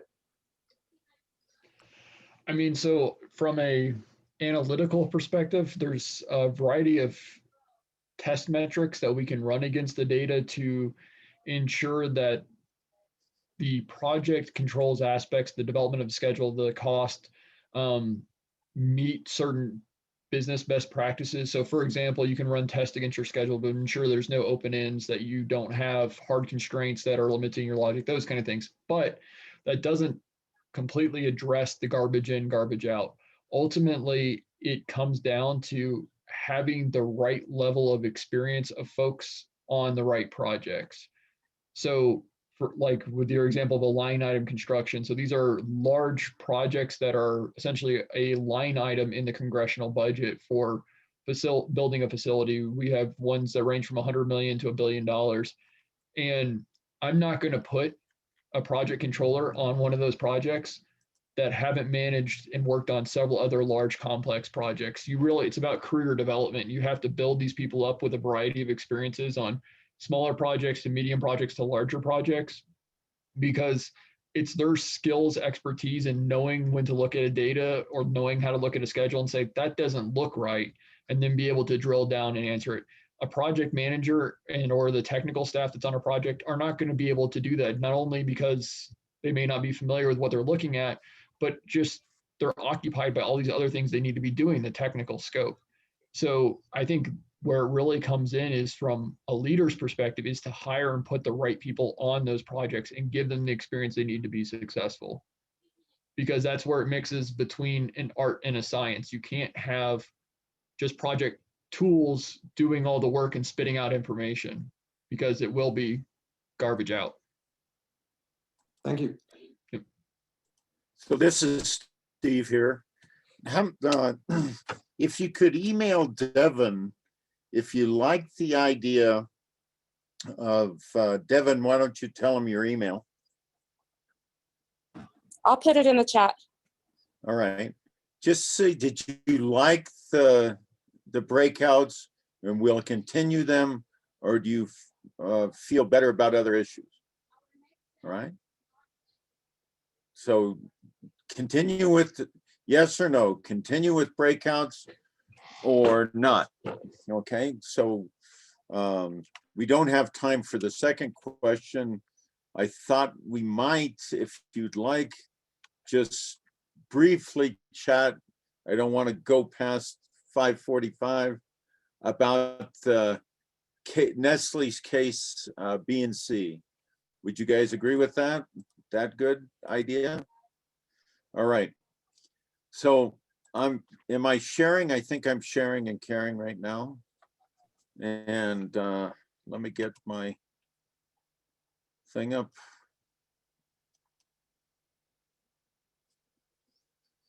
Okay. Here we go. Gonna go fast. Here we go. He was quicker than me.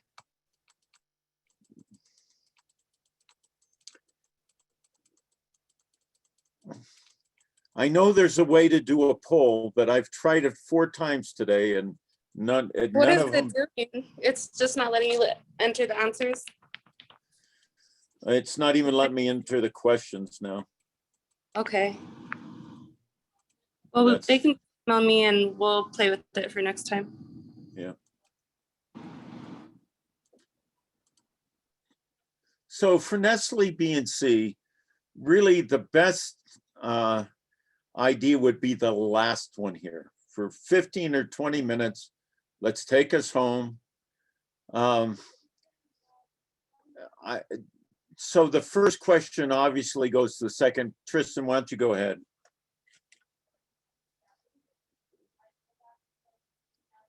Did Chris have a communication plan? I swear I know how to use the mute button.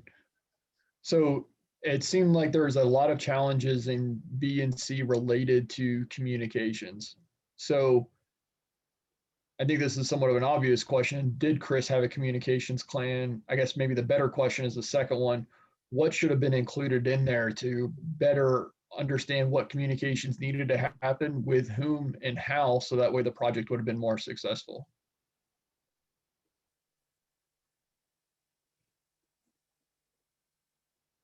Beth, one of the things that stuck out to me when I read the B and C and think about communications, one of the notes I made to myself is, did he ever really did he ever reach out to the stakeholders? Because it really appeared that there were either no message or an incomplete message. And now he's coming up from behind, trying to make up for that in the moment almost. Right now he's in a really tight spot. And so that was kind of my question with the communications plan. I mean, did you reach out to the stakeholders to find out what their concerns were?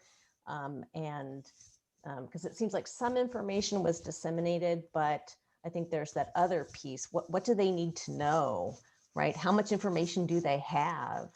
Did he do any of those things? That's what I would have done. That's a really good point. I would almost back it up from a communications plan to, and you need to do this first, is your stakeholder analysis. Who are all your stakeholders? What do they care about? What is their level of influence on the project? Kind of getting back to that point of, do you care what their opinion is? How much can they influence the project? Can they cause your project to fail? If so, then you better be nurturing that relationship and feeding them the right communications at the right time. One thing that I noticed in the at least the C case was it said that he had 500 people from across the organization from the various operating spheres or whatever, and yet when he went to this conference to talk about the globe rollout, that he was blindsided with all these issues where people hadn't been consulted, or that they thought that the rollout was going about it in the wrong way, or whatever the case was. So my question was, did he really have the right people as representatives of their respective business lines?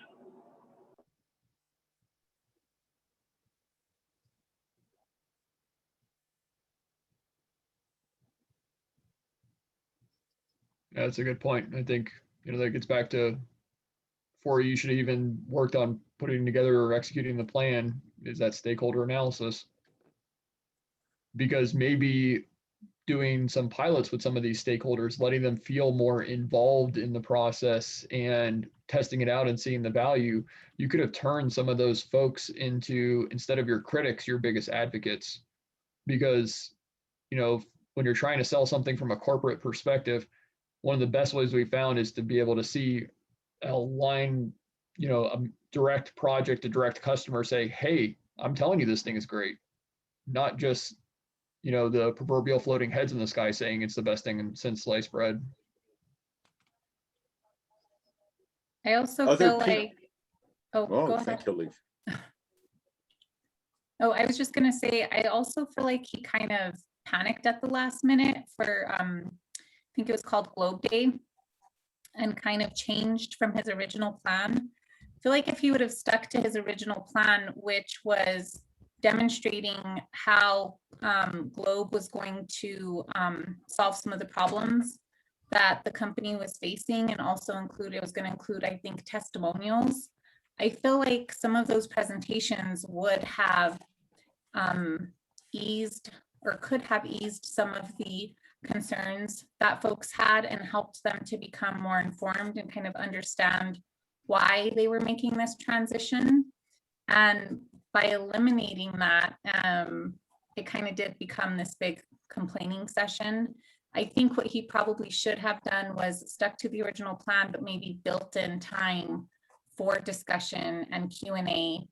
And then two, the other thing that stood out is by switching and going a completely different route at the last minute, he kind of undercut his team and made them feel like they weren't appreciated for all the hard work that they put in for the past 18 months. And so, I don't know, that's the part that kind of stood out to me, is he should have kind of trusted the plan and stuck with it, maybe tweaked it a little bit to incorporate time for Q&A, but I think that really hurt him. Really good points. Didn't communicate up, didn't communicate down. Yeah, and Next. it wasn't another point that he didn't do any like localization, right? Everything was in English and it wasn't translated for the masses. That's a global company. So I think felt like there was maybe some disconnect there, at least with the people that are impacted in those regions.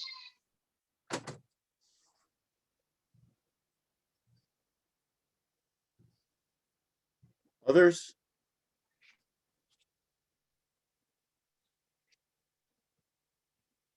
I think he thought he had communicated. It reminds me of that slide that the single biggest problem with communication is the illusion that it has taken place.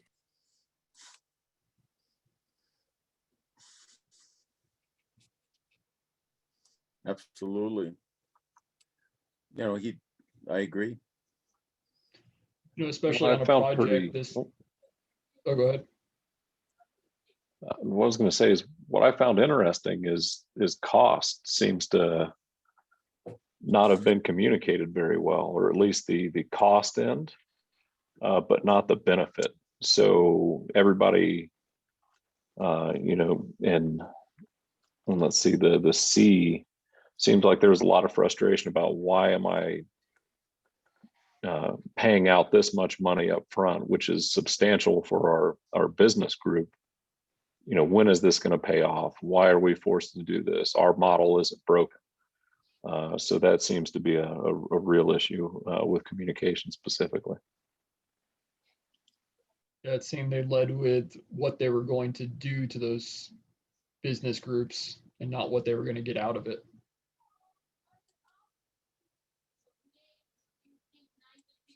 Prior to the meeting, there was some insight given that his team did not feel confident, that they were worried it would be open to criticism. And instead of having a plan for that risk that was pointed out to him, the response was, we don't need PowerPoints. Nobody needs to sit and look at more, you know, I'm paraphrasing, but that he didn't need the PowerPoints. Therefore, that indicates there was not a need to even address that risk. And if it came up, to have something actionable to really do about it. So the fact that the trust in the team did not even warrant the effort to plan for that possibility, that was pretty jarring to me right at the beginning.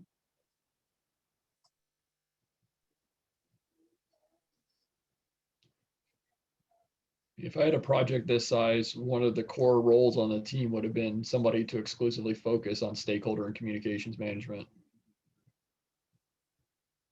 Seems like Chris was doing all that himself, and he was doing it rather reactively.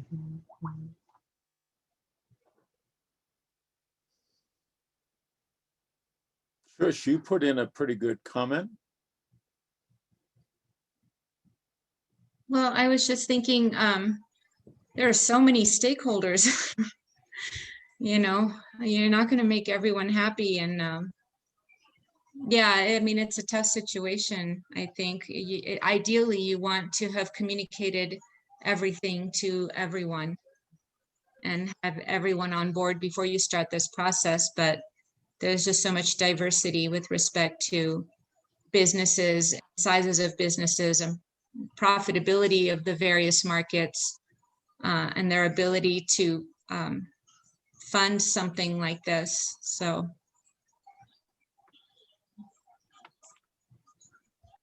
Yeah, I'd like to add to that. It's like Chris was focused on the stakeholders in the C-suite because it was a top-down plan, and he was hired to do that, and he agreed to do that. So it was all very clear that it was coming from the top down, and he would have to do this. That was his job that he was being hired for. So Chris was focused on one set of stakeholders, and from what I understand, Globe Day was his opportunity to bring market heads up to date on the Globe program. But it sounds like his communication strategy wasn't so good.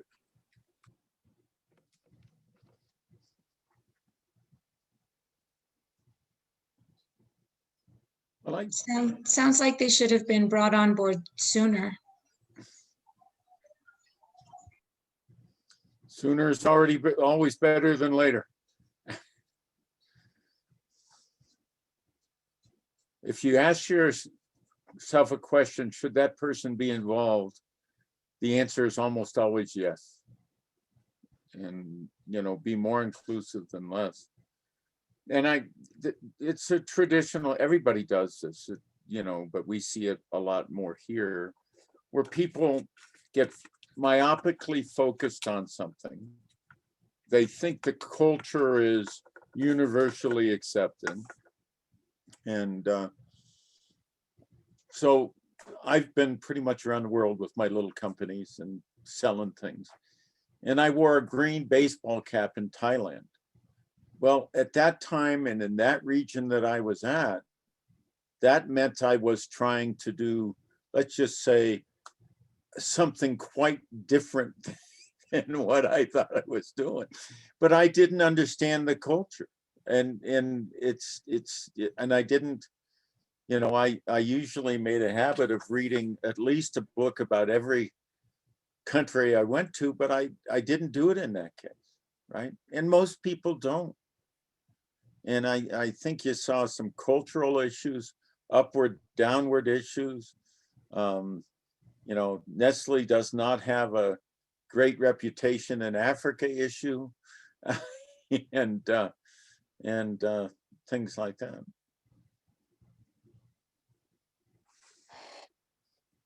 Did you like this? I don't want to, you know, I'm not a professor that keeps you to the exact time. I really loved Tristan for what he worked on. I really, you know, you asked for some nuts and bolts. You got some nuts and bolts. I guess I could show you the DOE gold cart, but it's on, I will put it up next time. It's on this, it's on the slide deck. I'll make sure it is, and I'll put it up again. Culture works everywhere. And this also suggests that you have to, remember I talked about business analytics, you had to know the analytics. I don't care how good you are with people. If you can't read the analytics, it doesn't make a difference. And similarly, I don't care how good you are at analytics. If you can't work with people, it doesn't make any difference. You got to do them both. It's pure and simple as that. Any questions before I go? Was this a good, I thought it was a pretty good session. Everybody, did you like the breakouts? We'll do more of it next time if we did. Yes. Okay, but you got to give it to Tristan. Tristan will tell me. Send her an email saying yes or no. I don't, it's up to, you know, this is your class. We're trying to give you the right absorptive capacity for you to learn as much as you can. I want to thank Joel for being here. He's really interested. He's on our board for our project management and program management group at Anderson School. So is Tristan. He's the demigod for our board in project management. So he's a co-chairman of the board. So you have people that are very committed here and very understanding. And it's almost, you're getting the idea. I want you to come with, you know, questions for the experts. You know, I could teach a class traditionally. I know the stuff pretty well. But I think you got a chance to talk to different people in different areas. Joel is really interesting, and you're going to get a chance with him. I think Randy's next time, right? Randy and Erica, I think. All right. Is it all right if I call it a day? Is this fine for you guys, or do you have to stay until 6? You really want to stay till 6? Jasmine, you have to stay till 6? Morgan, you have to stay till 6? Kim, you have to stay till 6? No, I'm good. We are most definitely Okay. bored, Professor. Well, I just think that you learn more if you capture it in the way you want. And remember, as Aristotle says, that's which we need to learn, we need to do to learn, or learn by doing. And that's what we're trying to do here. All right. So thank you very much for your time. Thank you very much for your, we're just all thrilled that you found it of value enough to be with us today. So we thank you a great deal. See you later. Thank you. Thank you. Thank you. Thanks. See you.